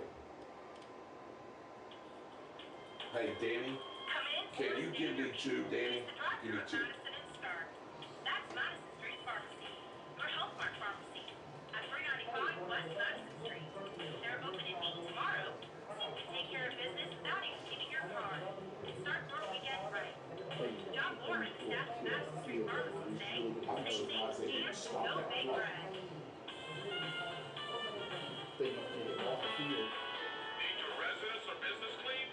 Is he still in that ball game? Services located in I thought he hauled off, but They've been in business for 45 Yeah, he's off years. the field. Thank God. From all Because hazard he's hurt. cleans to just cleaning your house, they are the one-stop cleaning That's shop. an ankle. Contact Lee at 1-386-755-6142. That's 1-386-755-6142. Bayway Services, meeting the cleaning needs of home and industry. Here we are back to live action here. David Hurst Stadium. If you're just now joining us, it's the Tornadoes 14, the Rams nothing. Here we go. Looking, Tamerlan throws the ball out there to the flat, and he just flat out dropped it because it was right in his hands. And Tamerlan has thrown the ball on the money, put the ball on the money many a times tonight, Byron, and his receivers have let him down by dropping. Once again, I think the receivers heard footsteps. That was Jordan Casey coming to make that play, and I think he heard footsteps, David. Yeah, 39 from the, let's call it the 15-yard line. And there's another timeout, and we'll stay right here. As Byron, this has been a great, entertaining football game. It's been very close. It's 14-0. But you think about it, 2 field goals from Tyler Sapp and a defensive score really haven't been able to put much together offensively tonight. Yeah, David, it's almost like they're out of rhythm just a little bit. They're that last series just some sink. It's like sink. It's just not. They're like you said. They're trying to run the play, and it just doesn't develop for them. Well, this type of offense is very much a rhythm offense, especially with a young quarterback. Yeah. They've got to give size something easy, something simple. Let a 3-yard curl route and let your athletes make a play. Give him 2 or 3 plays like that, David, so he can get back in rhythm. 3rd and 9 from the 15-yard line. They got to get to the 24 for the first down. Throws it across the middle. This receiver didn't anticipate it. Look back, and it's going to be punt formation for the Rams as the Tornadoes were bringing pressure like they have been all night. Yeah, David, that was a case of the quarterback almost having our defense on top of him, and he just got rid of the ball before their wide receiver number 8 made his break, and he wasn't even looking. Sure wasn't. So this is going to be punt formation on 4th and 9 from the 15-yard line. Let's see if the Tornadoes can get good field position. The deep man standing at about his 49-yard line, and boy, just get out of the way with that, Byron. That was almost just like a knuckleball. The Tornadoes will have great field position as already will be in positive territory at the Ram 40-yard line. Let's call it the 41-yard line as the umpire spots it right there. Moving right to left on the radio dial, Byron. Let's see if we can do something offensively here. 8:17 left in the ball game. Try something that maybe you haven't tried. Don't give the house away, but or make a turnover where you can let these guys in the ball game. But try something. I'd like to see them again. I've said this whole broadcast. Throw the ball vertically. Yeah, David. I think they're playing too far off for our wide receivers to get from that. But there are ways to combat that, David. You don't have to go completely down the field with that. Down and ends work. Yep. Crossing patterns work with them playing that far off. There's a whole bunch of things they can do. Yeah, they're covering the receivers, press coverage up here on the receivers and playing too high safety. Let's see if we can find something. Maybe Harris here can break one again like he did before. Gives it to, no, Stockholm is going to keep it. Looks, throws it right there on the money, and there's a flag. You know what they're going to say? They're going to say it's a personal foul right there as he, hit to the head. And that's going to give the Tornadoes 15 yards and get the ball inside the 25-yard line. Kaysen almost made a beautiful catch right there, and he hit him high when the corner, when he came across, hit him high in the helmet. Yeah, David, definitely hit him in the helmet that time, and they're going to throw that every single time they see it, David, because pretty dangerous. Yeah, and plus they don't want this game to get out of hand, so they are going to throw that, like I said, each and every time. That's going to be a Tornado first down. That should be, is going to be a spot foul B? No, that should just take it 15 yards. I should bring it to the 25-yard line. Let's see if that's where they mark it. Absolutely, that's where they'll mark it, right in the center of the field. So the Tornadoes are on the move right here with 8:10 left in this football game. Yeah, even with a hit, Kaysen almost made a spectacular catch on the sidelines, David. Two receivers to the left, one to the right. Actually two to the right. Brings that receiver, inside receiver in motion. Do a jet sweep right here. The 25 to the 21-yard line. Going to gain about 4 yards on that little jet sweep move. Yeah, David, that was another jet sweep. We've been picking up yardage on that. We've run that play like 3 or 4 times. Every single time we picked up 4 or 5 yards on it. You know, they seem to be blocking really well outside tonight with that play. DLP Bank, Dream, Live, Prosper, sponsors of the Tornado Game Day Report, the DLP Bank pregame show. Murray Automotive Group, Dale Murray, owner-operator, sponsors of the Murray Automotive Group halftime show. And we'll continue with some of these sponsors right after this play. One receiver to the left, two to the right. Pistol formation is his running back. Stockhovich gets it, gives it, no, he's going to throw a little flip screen out here to the receiver, and he's going to bust it all the way inside to the 2-yard line, and a missed tackle there by the corner, and that's going to be a first and goal to go for the Tornadoes. Hey, Byron, another low snap. Covich gets it this time, flips it to his receiver right there, just ran a little, I like to call it a smoke route. And then all of a sudden, he just takes it and does the rest of it. Yeah, David, they've thrown in some misdirection, and it's worked really, really well. First and goal from the 3. Here we go. Gives it to his running back. Spins. And does he get in? Not yet, Byron. Let's say he's a little bit short. Yeah. Ball. Oh, and we've got a flag now. Yeah, we got a flag here, too. And B, I hope this ain't against us. Bradford County's players are clapping. Yeah. One of the receivers coming off right here. Substitutions being made by both teams here. Unsportsmanlike conduct on Eastside. On Eastside, yeah. So player rotation here. Ball's going to be inside the 1-yard line. Second goal from there. 7-17. Bring that jumbo package in and punch this in. Yeah. But they're not. They're going to go from the shotgun right here. Let's see if he gives it to his running back again as he shifts one of the receivers over there into the tight end position. Now he shifts it. He shifts both of those receivers to the right side. Shotgun snap from Cummings. Gets it. Gives it to his running back. Boy, and he's ate up. He's going to lose. And this is why I don't like the shotgun from down there. You got to go under center, B. We had the ball inside the 1. Now that backed us up to the 4-yard line. You almost lose 4 yards on that play. Yeah, David, I'm not a proponent of that. I'm not a proponent of running anything that comes close to having anybody spread out down here. You load up with a big backfield and punch the ball in, yeah, or you go underneath center and sneak. That's what I wanted to see right there. Yeah, let's see if that's what they decide to do here. I think they're going to still stay in this shotgun package. 2 receivers to the right, nobody out here to the left. Let's see what Cummings decides to do here. He brings that receiver in motion from right to left, gives it to his running back, and he powers his way in for a Tornado touchdown. 4-yard run. now the new score is 20, the Rams nothing, and the fireworks going off here at David Hurst Stadium. And Byron, was that Harris on that carry? I don't think so, David. I think that was number one. Was that Kaysen? Lining him up in the and the pistol right there. Just gives it to him. Cummings just gave it to him. Took it around the left side for a 4-yard touchdown run. And Tyler Sapp extra point awaiting. Unless we have another fake. Late man coming on for the Rams here. Snap placement. Oh, nope.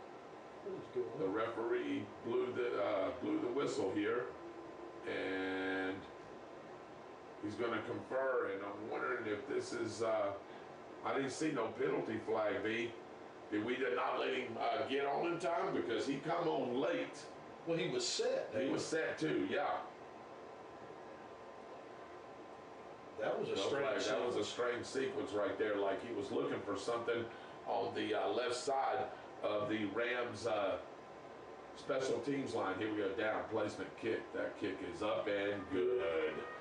6:11 left. It's the Tornadoes 21. The Rams nothing. We'll be right back after these timeouts on Eagle Country 106.3. Give me two, Danny. Give me two, Danny. 13701 South Walnut Street, Unit 700 in Stark. As Sure, your it's not the problem. from first bite to last call. Yeah. Today's special rate, 99 cent wings on Monday, 8.99 Where did that burgers come on from? Yeah, Sausage on that's what I was Tuesday. And Well, happy hour. That's I from think 3 we- Okay. Hey, I don't know why my plug-in is not working. That's dead. This is dead now. Yeah. I don't know why the plug-in isn't working. Is this on? Byron? You know if this is on, it's gotta be, right? Your healthcare, Medicare, insurance needs. I mean, Don't talk to strangers. Talk to Roberts no, I mean, is that switch on? I mean, you've got it plugged in. You got anything else plugged in there? Progressive, Safeco, and many No. others. Turn Roberts it on. Insurance. Start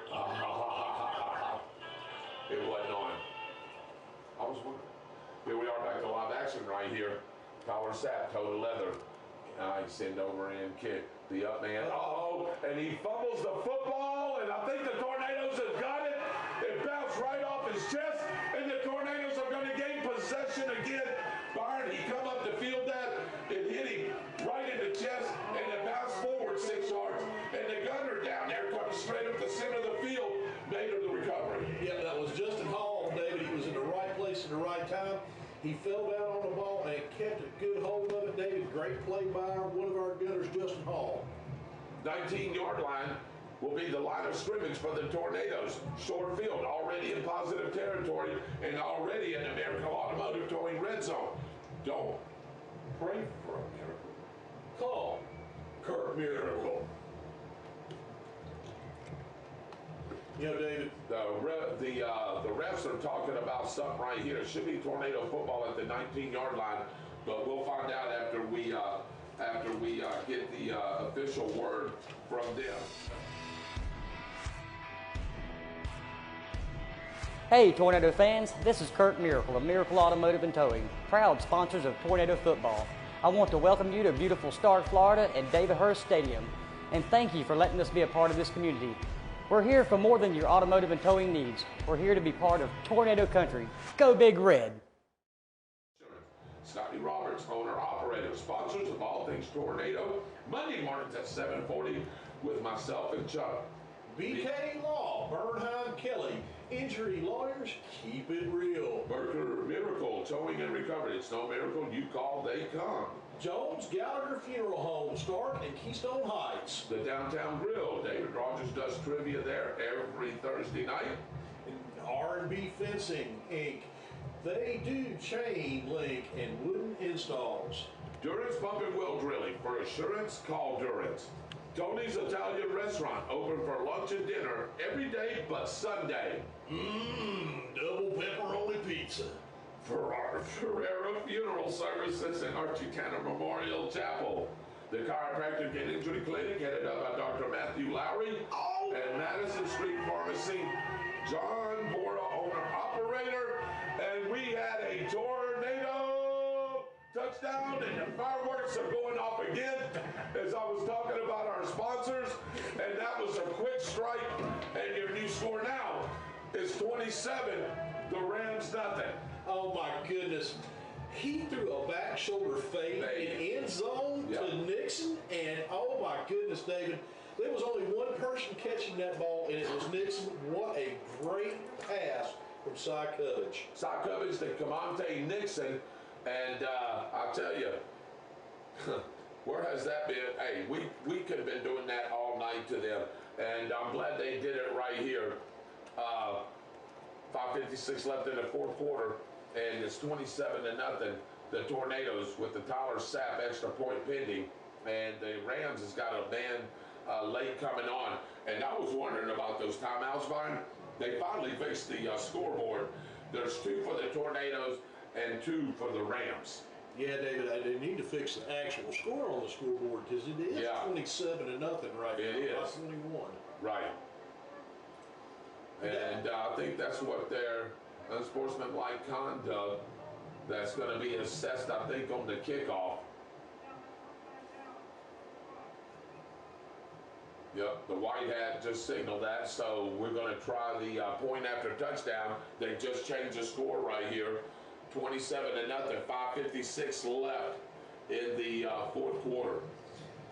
Yeah, David, Bradford has been a second quarter team this whole entire second half team, all year long, and they have just poured it on in this fourth quarter, David, both with special teams and on offense and on defense.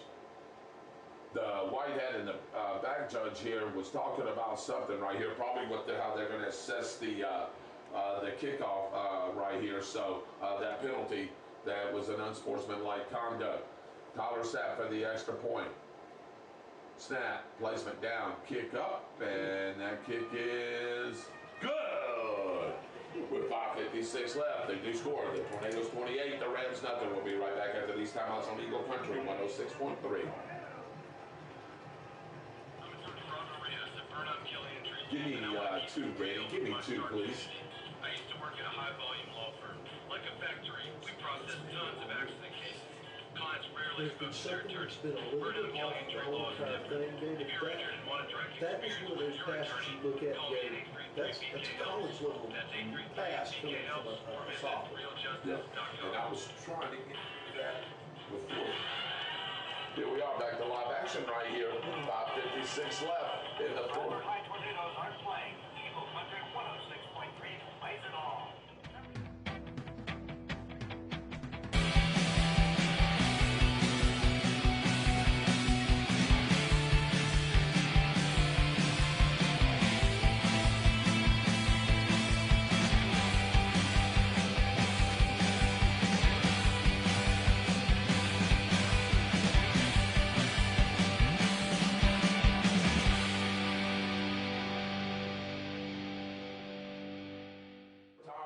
Sapp, and boy, the Tornadoes are good. Was the one that got called for that. Oh my goodness, for that unsportsmanlike conduct. And boy, this is going to give the Eastside Rams great field positions. We're going to kick this from the 14-yard line. And Byron, we must have 2 of them because normally we kick from the 40, right? So there was 2 unsportsmanlike conduct penalties, and both of them were assessed against the Tornadoes. And now here we go. We're going to kick the ball from just outside the 13-yard line.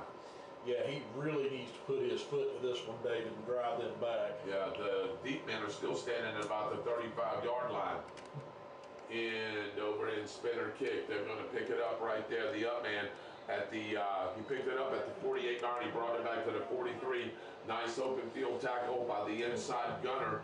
And he's going to start this position, this field position at the 43-yard line of the Tornadoes. This is the best field position, the starting field position that Eastside has had all night long. Bradford County's defense is now going to have to step up again, David, to keep Eastside out of the end zone. Yeah, I know they would like to preserve this shutout. 5:51 left, the Tornadoes 28, the Rams nothing.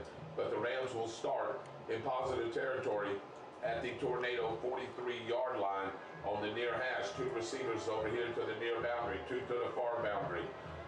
Tamerlan looking, throws the ball across the middle. Got him, and still going, and he's down to the 29-yard line. Gain of 13 yards, and a Ram first down.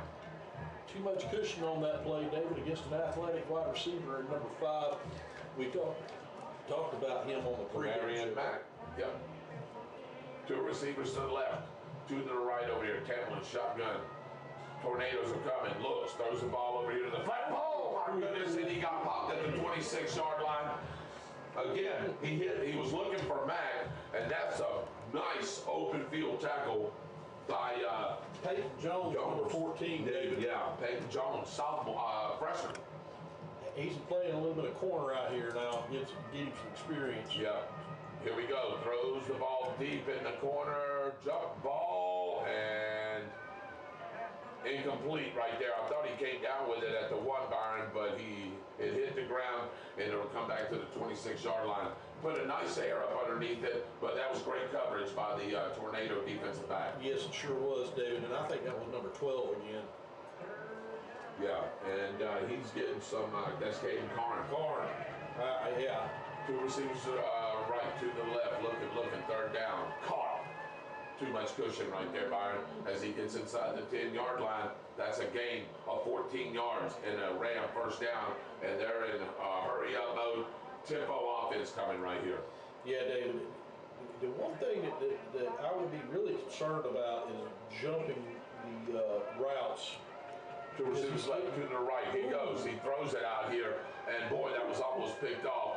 Trying to make a one-handed catch, but Tamerlan threw it just a little out of reach for his wide receiver. Yeah, right as he released the ball, he was nailed again. That was number 13 that come in and just laid the lumber to him. Nate Raymond, good grief, David.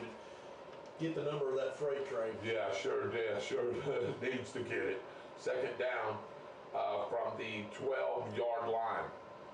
Line of game is going to be inside the 2 for the first down.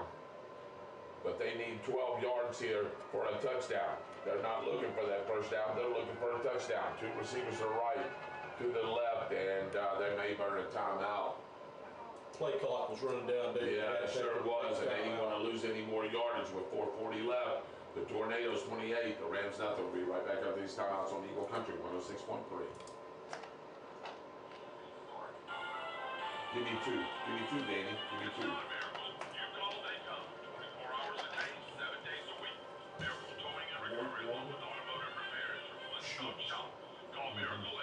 Blasted. Oh. Yeah. That hurt me up here in this booth. That hurt me up here in this booth, what Nate Raymond just did to that quarterback. My goodness.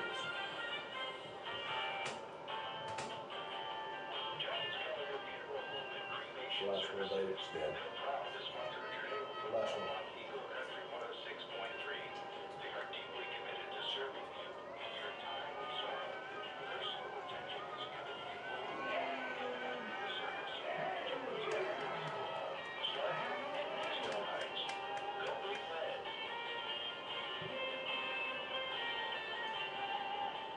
And on that second down play, Tamerlan was looking to throw the ball. The Tornadoes sacked him, and it's going to be a face mask against the Tornadoes, and that's going to give the Rams an automatic first down. They had him, Byron, for a 4-yard loss, and on the tackle, we grabbed the face mask.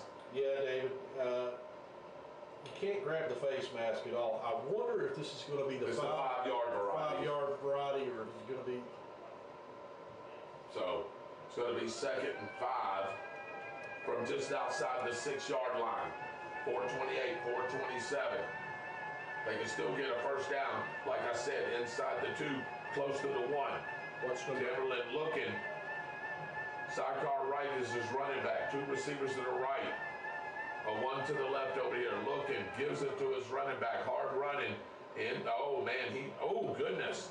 And what was that over here? It looked like some extracurricular activity right here, but they're hurrying up right here. It's 3rd and a short 1 for the first down. 2 yards from pay dirt.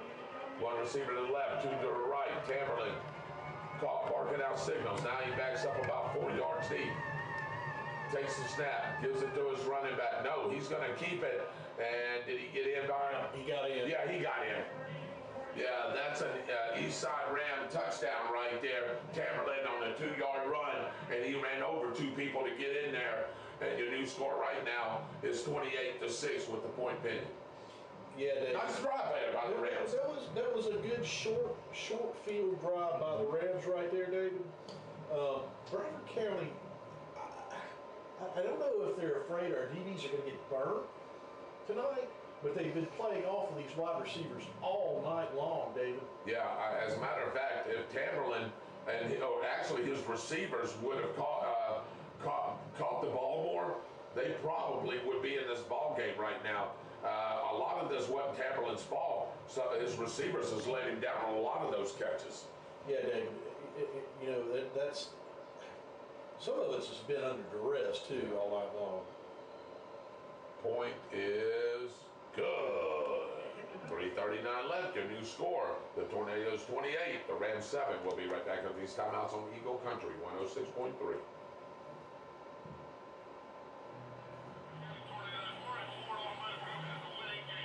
Let me get two.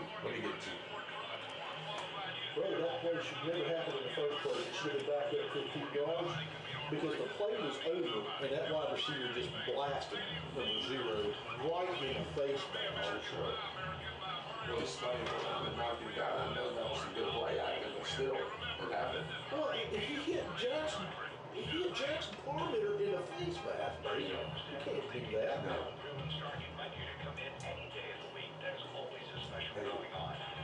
Hey, I mean, you got live. This weekend, Wednesday evening, bingo with Lynn Starling, and by Thursday evening for trivia with David Rogers. The Yeah, the number on the screen. Eagle Country 106.3, located at 301 East The number was right up here at the start. Here we go, back to live action right here. 3:39 left in the fourth quarter. All Tornadoes right now, 28-7, but the Rams just scored on a 2-yard Tamerlan touchdown run, and he ran over some of our guys right there. And this is going to be an onside kick, and the Tornadoes are going to have the football as it went out of bounds at about the 49-yard line, and they'll have good field position for this next drive. Yeah, David, that was a really good onside kick. The ball bounced way in the air, and I'm not sure which Bradford player basically pushed the ball out of bounds after he had a chance to catch it instead of catching it because he was getting blasted. But that was a great play by our hands team just then. Yeah, and that was a really good kick by their kicker. So, yeah, let's see where they officially mark it. They're going to say the 49-yard line, Byron, just what we said. It's going to be 1st and 10 from there. Great field position, ball on the far hash. And sock coverage is still out there. Jarrell Harris will be the running back in the pistol formation. Yeah, David, that was very close to not being past the 10-yard line of that 10-yard zone that it has to be kicked past, too. Yeah, and Byron, we actually come up and fielded it before the 10, and here goes Harris. Trying the left side. He may have a yard right there, but he'll keep the clock moving. 3:32, 3:31 left in the football game. Yeah, David, you know, we need to pick up 1 first down, and we can pretty much run this clock out and take a 28-7 victory home, David, against a very, very game Eastside. Feisty Eastside Ram team, wasn't it? Yeah, they sure were. Still are. Yeah, because they're still fighting right here. 4-3. Actually, they're running a 5-2 defense this time. Gives it to his running back, pushes the ball forward to about the 48-yard line. That's where they'll give him forward progress. And this will bring up a 3rd and a long 7 for the Tornado first down. They're going to get the ball inside the 42-yard line. They've run the ball twice, and I thought that if he would have cut to the outside to his right, there was a whole lot of space there that he just missed and trying to bring the ball back into his left. And the Eastside Rams defense was cheating that way, over to the left. They got to get to the 42-yard line. and the ball is spotted right at the 49. So this is going to be third and a long 9 for the first down.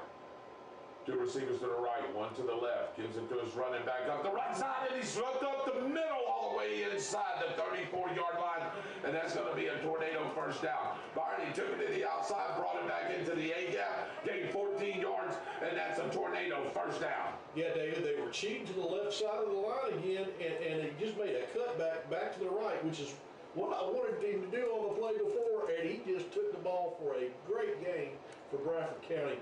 Great run by number 27, David. Jarrell Harris has got some speed, I'm going to tell you. He shoots out of there like a cannon. And if that guy didn't make a shoestring tackle, he's off to the races. Anyway, the ball's at the 34-yard line. Minute 32, minute 31. He's going to let this play clock run all the way down to about 3 before he snaps it right here. 2 receivers to the right, 1 to the left. Gives it to Harris. Harris spins off 1 tackle, spins off another tackle, and they're trying to bring him down, and they finally do at the 31-yard line. And this may be it. I think we can go into victory formation right here. They do have 1 timeout, but I don't think Coach Hoskins will use it. And the Tornadoes are leading right now 28-7. Yeah, David, that is typical Bradford football. Run the ball right up the middle. You know, and they got the first down by just running the football, which they needed to do so they could run this clock out, David. Yeah, 15 seconds left on the play clock. Cubbage will let it run all the way down. And there's the victory formation, and they won't have to run another play B because the 40-second play clock is going to go into effect, and there ain't enough time as this is going to run all the way down. And your final score is going to be the Tornadoes 28, the Rams 7. We'll be back with the Northern Telecom A+ Alarms show after post-game show after these timeouts on Eagle Country 106. Hey Tornado fans, this is Kurt Miracle of Miracle Automotive and Towing, proud sponsors of Tornado Football. I want to welcome you to beautiful Stark, Florida at David Hurst Stadium, and thank you for letting us be a part of this community. We're here for more than your automotive and towing needs. We're here to be part of Tornado Country. Go Big Red!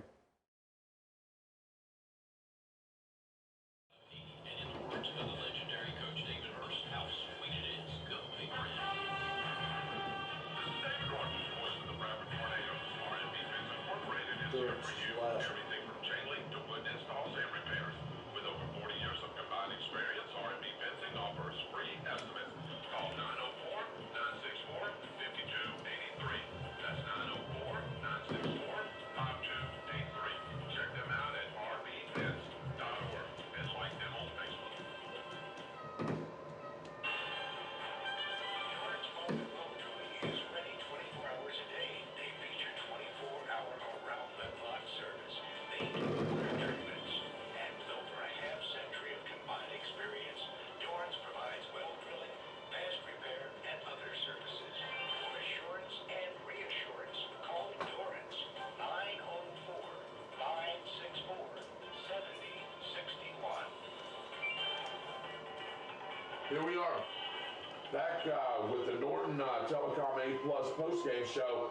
Not sure what's going on here in the center of the field. I think they wanted to try to shake hands, and I think there was some ill will right down there, B. And the police officers from both Gainesville and the Bradford County Sheriff's Office pushed them apart there a little bit. I'm not sure what exactly was said down there, but I think Coach Rogers wanted to shake hands, and I don't think Coach Hoskins did want to shake hands, is what I thought I seen down there. It involved multiple coaches, David. That's bizarre. Yeah. That's what that really is. You don't see coaches do that. No, you don't. So I'm not sure what was said or what went on down there. But we're not going to let that take away from a great ball game tonight. The Tornadoes win 28-7, bring their record to 4-1 now. It took them a little bit of a slow start, Byron, to get them into the flow of the game. We scored on field goals, we scored on defense, and finally the offense started opening up late third quarter into the fourth quarter. And